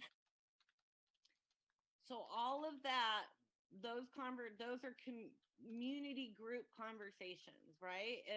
As the commission, we could send out a letter. We have to go through the Board of Supervisors first before we can send out letters on a proclamation and support a proclamation. We have to go, the Board of we have to get approval from them. Before a proclamation is something that, am I correct in this, Bird? Before a proclamation is something that we can start emailing out and supporting. Right. It's something, once we see what it is, we as a commission look at it. If we like it, then we recommend it to the Board of Supervisors for them to put out. Thank you, Bird, for clarifying that for me. Does that make sense? Do you have any more questions? Do you want to get more clarification around that, you guys? Okay. Well, I'm yielding to David because he's leading it, and I just want to make sure that we have alignment on how we're going to proceed, and this being a community supported ad hoc. So what I'm hearing is that the ad hoc committee would just be a support system for the community members, and that they're the ones that would have to drive all of these outreaches. Correct. All right. Is that your understanding, David? I just want to. Proclamation is finished, then the community could come to us, could come to you guys, and then you could come to us, come to the whole commission, and say, "Hey, look at this great proclamation. Can we support it?" And sometimes that's just a letter of support. Sometimes that's an ask for us to present it. That'll be up to that community group. But until that happens, we are not building this proclamation, so we can't represent the proclamation. Got it. The question I have is, Lisa and or Carol able to communicate with the tribes to request their involvement? As private citizens and part of that community group, they sure are.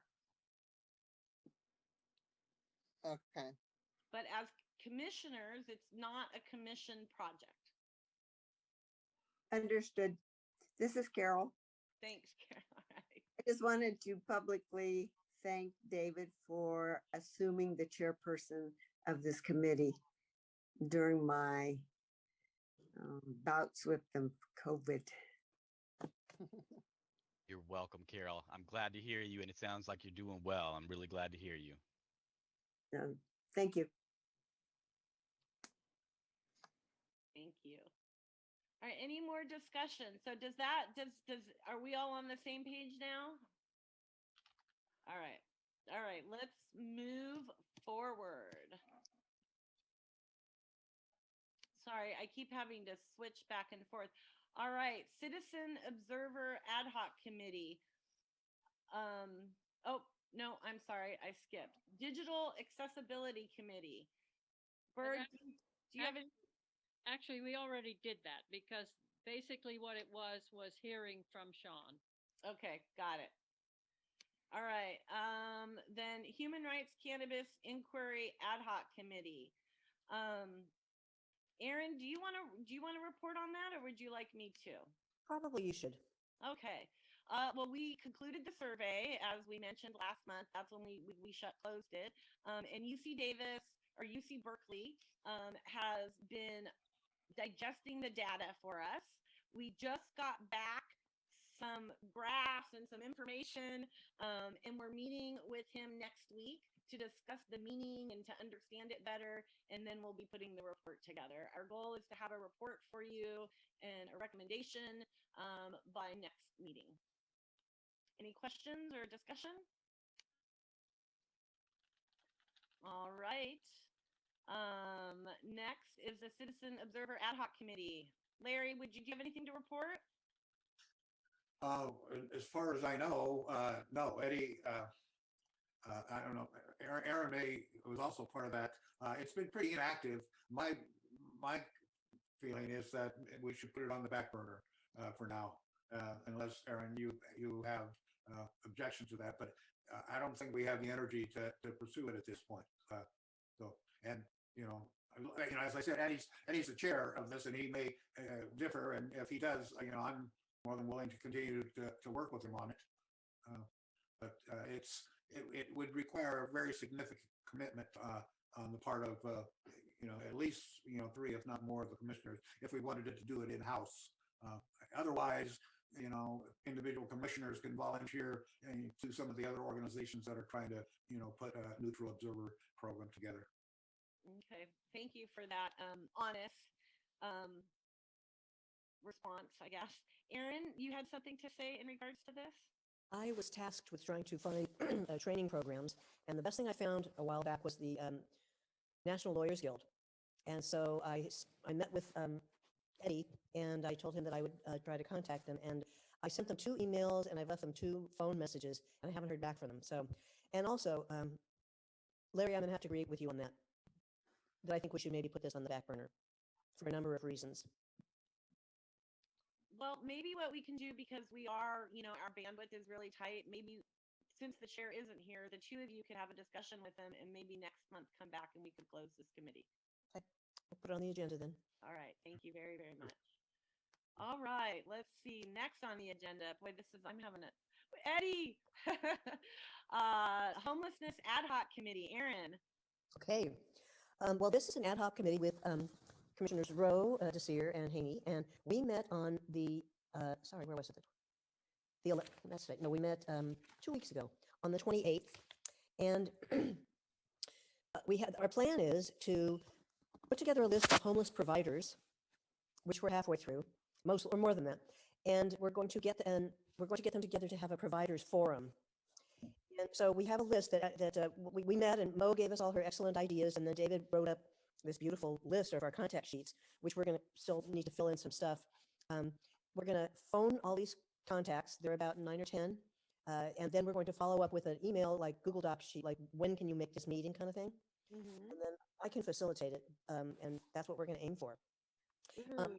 David, if you want, can you put that beautiful document that you made up and share it? And maybe other people have some other people they want us to contact, or they have more contact information that can help fill in some of those gaps.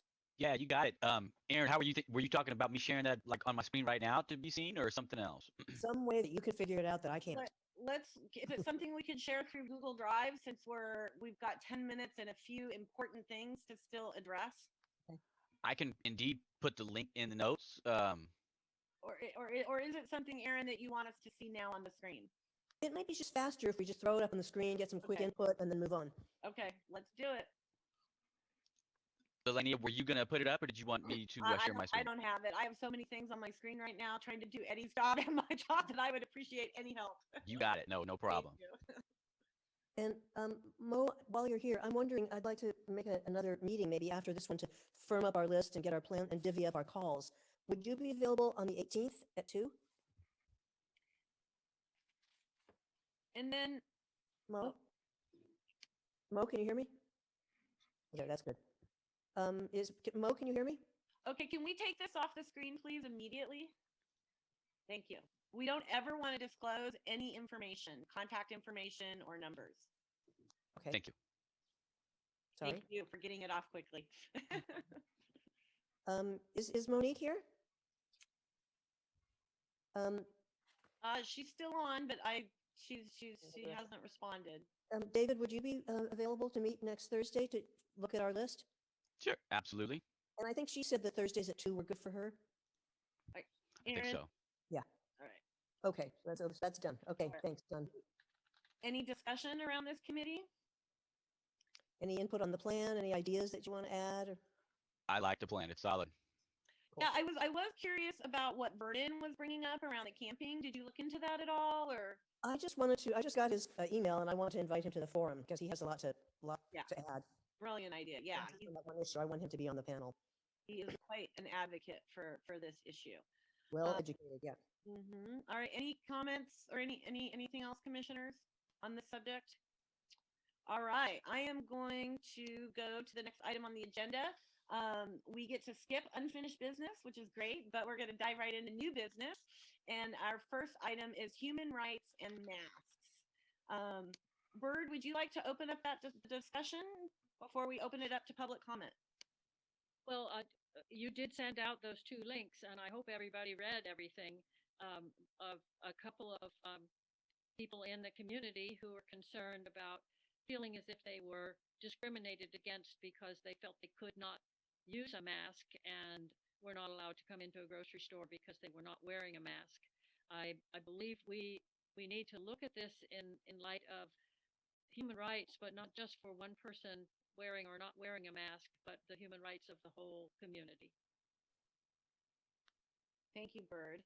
So I did a little bit of research in regards to this, and I wanted to read what I found. And I'll just read this to everyone. The Universal Declaration of Human Rights, UDHR, provides that everyone has the right to life, liberty, and security of persons. Intrinsic to this notion of a right to life is the idea of bodily autonomy, that an individual should be the final arbiter in decisions relating to their body. At first glance, therefore, there is a legal basis from which to derive a right to not wear a mask. There are, however, significant caveats. The first of these is that rights can be legitimately restricted by governments. Under the ECHR, lawful interference occurs when rights are restricted for the purpose of national security, public safety, the economic well-being of the county, protection of health, and the protection of rights and freedoms of others. The second caveat is that articulated by Wendy Parmet, the director of Center for Health Policy and Law at Northeastern University, who posts that nobody possesses the right to do something that could injure the health of their neighbors. In essence, the right to bodily autonomy does not generate a corresponding right to infringement on the safety of others. So that is what the UN has to say about it. Commissioners, would you like to? Yes, Bird. I did also talk with a judge, lawyer, and then judge about this, and he basically said about what you have read, that when my right infringes on someone else's rights, then that's where the boundary is. I don't have that right to infringe on someone else's right. And so that's what I was trying to say before also, that we have to look at the whole picture. I believe one of the things that was brought up was that one person could not use a mask and therefore was being discriminated against. However, I don't know the reason for not being able to use a mask. And I do also know that there are a number of people who don't wear the same kind of mask that I wear when I go out, but there are things that are very available for people. I have friends who say they can't wear a mask, but they have found protections that they use and that are available and that work for protecting themselves and other people. So, there's so much more involved in this whole situation than just, I can't wear a mask, so therefore I have to go in the grocery store without one. Yeah, it is incredibly complex. And when I think about it in human rights, it's just, I don't know the answer yet. Commissioners, do anyone else have anything they'd like to say on this subject before we open it to public comment? This is Carol. Hi, Carol. Have we looked into situations where individuals who say they can't have a mask or wear a mask in relation to the grocery stores or businesses?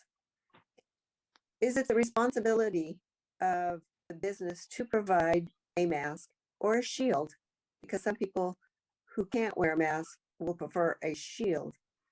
And does the county health department also provide those shields, masks for the general public and those individuals? Do we know if the county does provide them?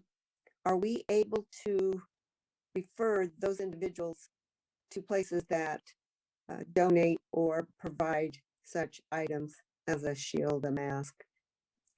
You know what, Carol? Next on our agenda is our resource list. DHHS wants to know if we have any additional resources, and I think that would be a really good thing to add, is how can people access, masks, protective gear around this? There's also quite a bit of curb delivery at markets.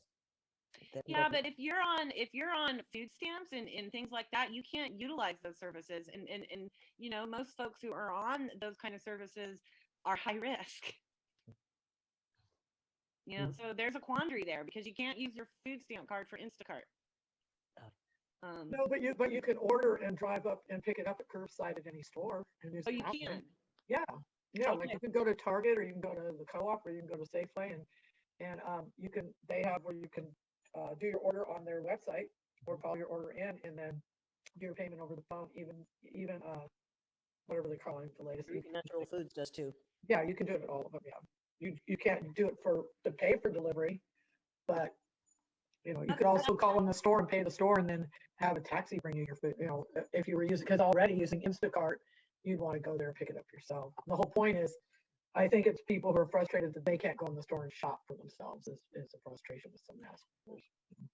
All right. Do we have any more? Thank you, Marianne. Do we have any more comments, commissioners, before I let the public speak on this? Because we do have someone who's been waiting very patiently to use her voice on this subject, and it's actually her emails that stimulated this on the agenda tonight. Would we like to hear from her? Diana, thank you for joining us, Diana, and thank you for your patience and for coming to use your voice.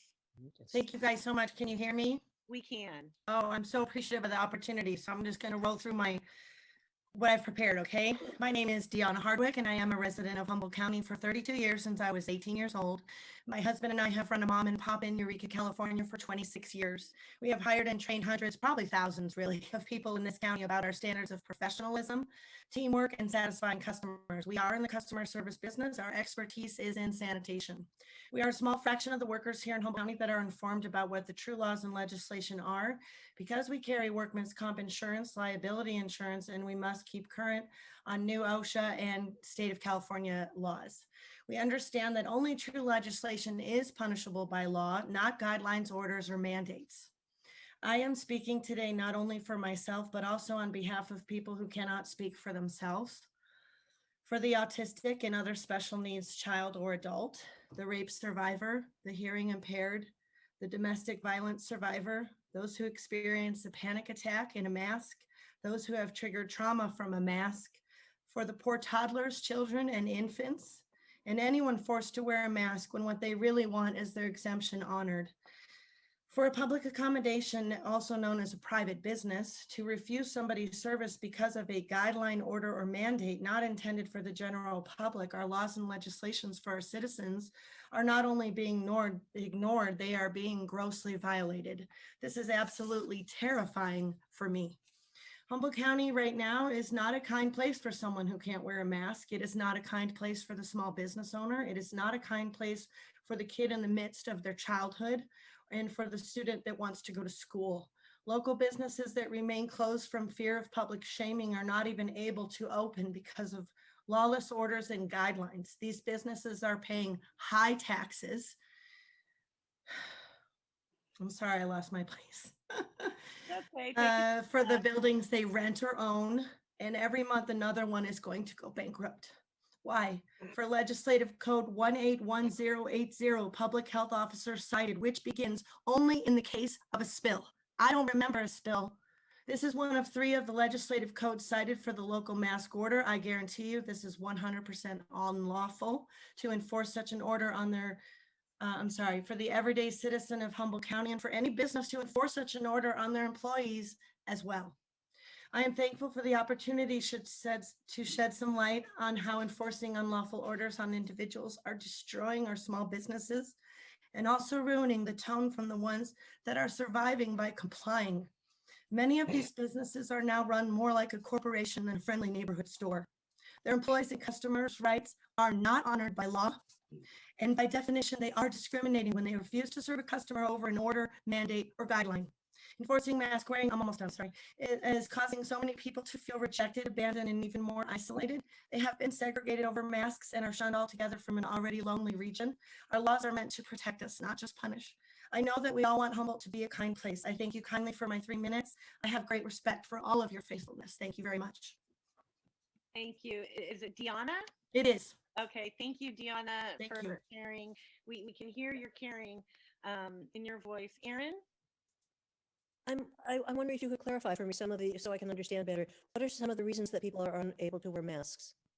A lot of people have trigger trauma from wearing a mask. A lot of people can't simply breathe in a mask. A lot of people have been raped and held down and had their mouth held over their mouth.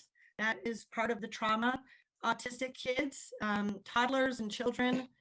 For me personally, I've trained on PPE for 26 years, and it's a personal choice, and we cannot force people to wear a mask in the business world. We just can't. And public accommodations they're responsible to provide free and equal access, not curbside service. We're not sick. We're healthy. You know, our community is we're treating our society like we're sick people, like our kids are sick. We're not sick. I'm sorry. That's where I feel like we've kind of gone off the rails with the orders and mandates and guidelines.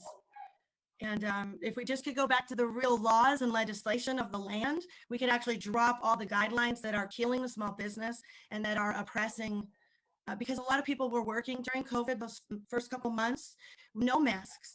And we've been cleaning medical facilities for 26 years and have had to offer the Hep B vaccine by law. And an employee they have a right to informed consent. You can slam it on informed consent all day long. Nobody has a right to put a mask on anybody, and they don't have a right to make them take a vaccine right now. So I'm trying to help us become aware that if we just could go back to the real laws, we could actually get back to where we were 11 months ago. Yes.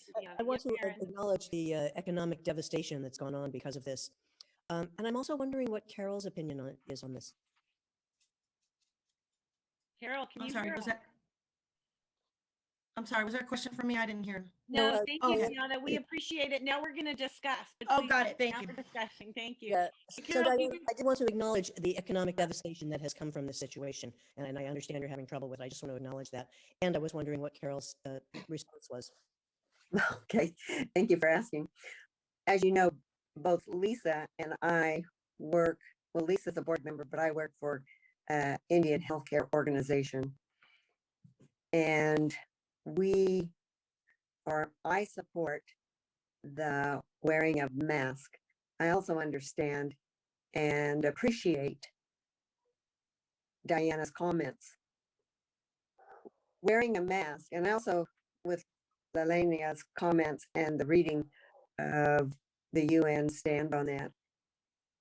It's a situation that is difficult and understood when a person has trauma based on wearing a mask. And we don't have maybe the behavioral health component of this to assist those people. I do respect the fact that wearing a mask also protects other individuals as yourself. And coming from the health field, it's important that supporting wearing a mask and also being flexible to accommodate others that have concerns of wearing the mask is also something that needs to be taken into consideration. And I'm glad to hear Diana's comments. Some of us that support wearing a mask, we may not know those issues. And maybe just listening, we can find other ways and solutions to help alleviate those concerns. Thank you, Carol. I really appreciate what you had to say. That was very considerate, compassionate. I think that it is an incredibly complex issue. And I thank you for mentioning the trauma.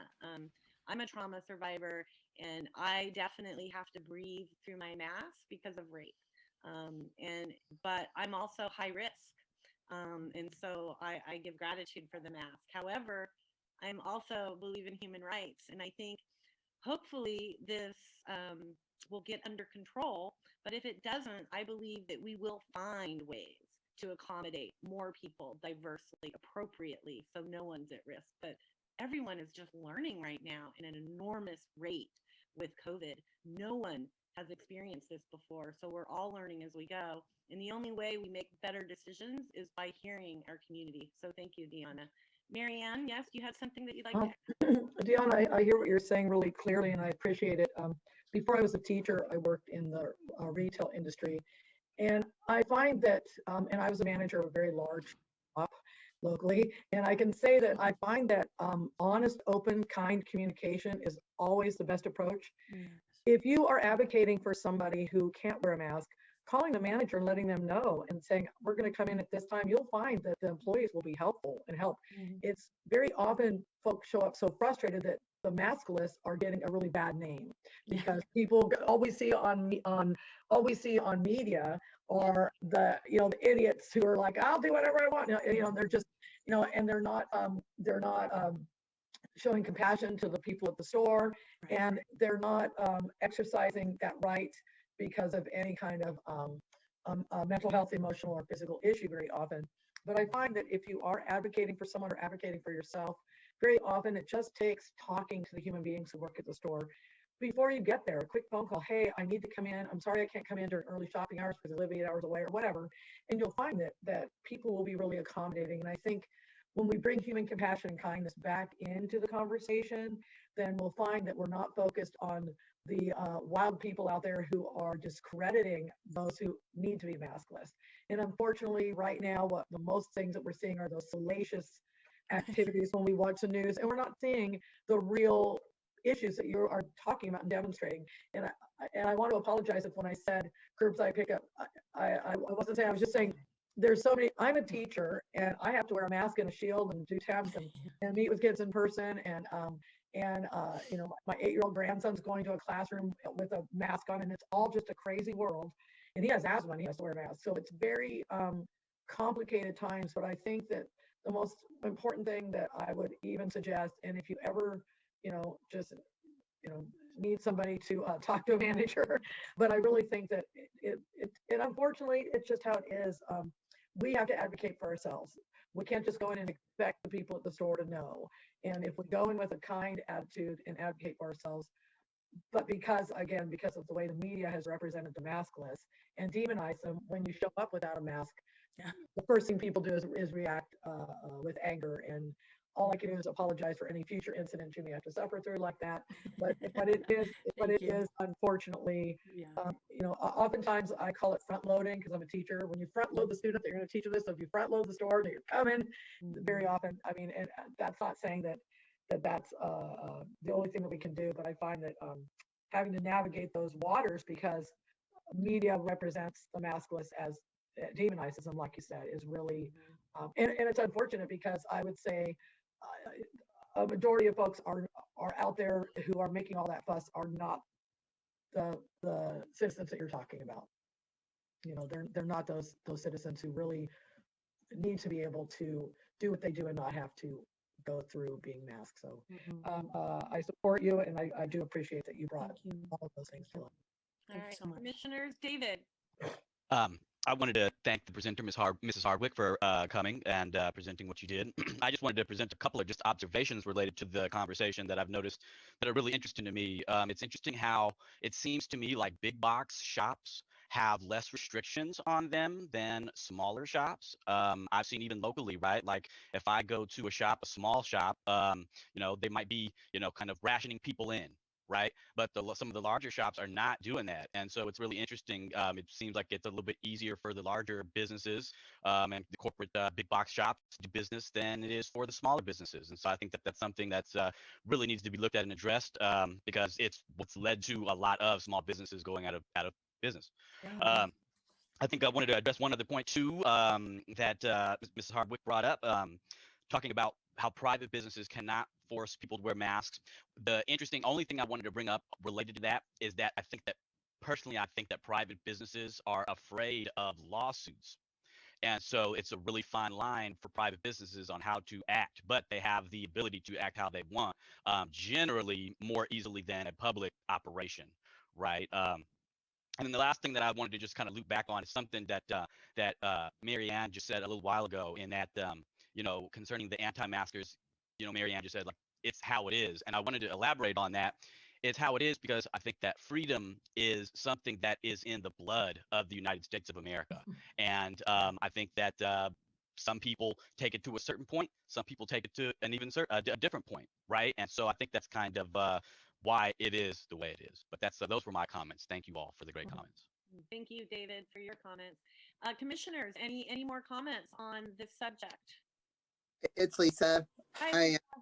Yeah, hi. I've always kind of wondered yeah, how Sweden was successful in not being so stringent with, the mask wearing and all of that. They didn't shut their economy down either. And it didn't have, but I think they followed some, there's some good articles online if you look up what Sweden did, and they're probably the one country in the world that just kind of responded so drastically differently than the rest of the world. And I would say that they're doing pretty well. They have, I think we just have to look it up, but I would just check that a little bit to our caller and even to the commissioners, just because when we look at human rights and its relationship to how these guys responded to it, because our human right is to protect ourselves based on science, based on something, right? Because we're being told that not wearing a mask is putting others at risk. So it's just interesting to see what science is saying in other countries that did it different. So just throwing that out there. Thanks, Lisa. All right, commissioners. All right, Bird, I just want to we have one, I can push 2 agenda items to the next agenda, but we have one more item that we have to get to. So Bird, and if that could be the last comment on this subject. I just want to say that Sweden has had more problems after Right. and that has been in the news. The other thing is that I am very, very sorry, but I have a phone call coming at 7:30 that I must take, and so I'm going to have to get off the meeting right now. So thank you very Bird, much. before you go, do you have any additional resources that you would like to add to the resource cards that aren't on there? And if you do, would you send it to me? If you have anything to add, thank I you. don't think of anything right now, but I'll check that out and send it to you. So Okay, thank you. thank you. And I did want to say to Deanna, thank you for your presentation and your patience and for bringing this to our attention. I hope that you have realized how difficult this is for all of us to balance everybody's human rights. Of So course. thank you so again, much. Thank everyone. you. So thank you and goodbye, everyone. Thank you, Bird. Goodbye. And we still have a quorum. All right. And thank you, Deanna, very much for coming and using your voice, because that's the only way we get to better places. Is if Thank you guys so much. Just really appreciate it very much. Have a good night. Okay, you too. Thank you. All And right. you're welcome to stay on. We're Okay. just- I didn't know if I was getting the boot. No, I'm Get not out. kicking out. No. All right, right. Commissioner. Thanks. Melania, Yes, Aaron. when you're finding resources for the resource card, I'm not finding resources. I'm asking you guys to send, if you have any additional resources, and let me get in, it's the next item on the agenda. okay, But- let's look it up now then. DHHS now manages the resource cards. I know. Because we've been doing it for so long, they reached out and they asked if we would like to add any more resources to it. And at one of our previous meetings, some commissioners made some suggestions for some resources for people of color, some Native American resources, and I haven't received any of that. And so what I'd like to do is ask all of you if you have any resources that you feel the public should have on our county resource cards that go to DHHS, and they go out to the community centers, they go into doctor's offices, they go to the library. Email me before Monday and we can get it added. Aaron. What I was going to say is, if you would please check our contact list, our homeless contact list, for anything that's not on there, because there are a couple of new organizations. Okay, so you've added some to that contact list, and so you want me to transfer them over. Got it. If we'll be giving you the list. We'll be sharing the list amongst the commission. And if you find there are a couple of new organizations. There's like a really interesting alliance between homeowners and homeless youth. So, I need this quickly because they're going to print soon. yeah, I don't know. It depends how, our subcommittee, we're meeting in a week and we're going to fill up our list, and I don't know if that's soon enough. Well, if you personally have a few resources, just email them to me so I can email them to DHHS. Okay, it's that same list that David just posted that we don't want to make public. Got it. All right. Well, make sure that, it's in that committee's files and on the dashboard, and then all of us can access it. And Yes, I'll go in and check it out. I'm pretty sure he's figured that out. Awesome. I'll go Yep, that's in and- there, ready to go. Right on. Excellent. Great work. Thank you, David. Right on. Welcome. All right. We have two more things on the agenda, but we are 25 minutes behind. So I think what we'll do next meeting is it sounds like we're going to be able to clean up our agenda a little bit and remove some things.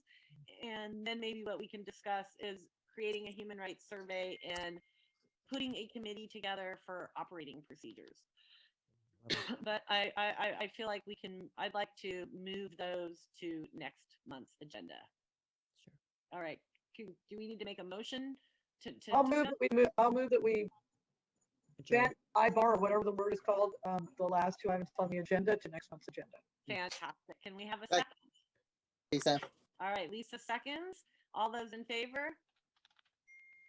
All right, Dubois, Lyons, Sunberg, Rowe, Haney, Yes, Monique, Carol, Larry. I think we Yes. lost. Yes. All right. Any abstentions? Any no's? All right. Thank you very much, you guys. We will move the last two agenda items, creating a human rights survey and creating operating procedures for the commission, to March's meeting. And I will call this meeting to a close. For everybody who is watching, you can reach us at the Humboldt County website. Shoot, I was meant to have the phone number up, but all our contact information, if you go to the county website and in the search bar, search in human rights, our page will come up, and there is an email there that you can reach us with any complaints, concerns, or questions. And there is also a phone number that you can call in, and we check about once a day. Thank you again for tuning in. And if you have any concerns for your human rights in Humboldt County, please go to that website and let us know. We're here to serve you. Have a beautiful day, everybody. Beautiful night. Bye, commissioners. Thank you for all your hard work. Good night.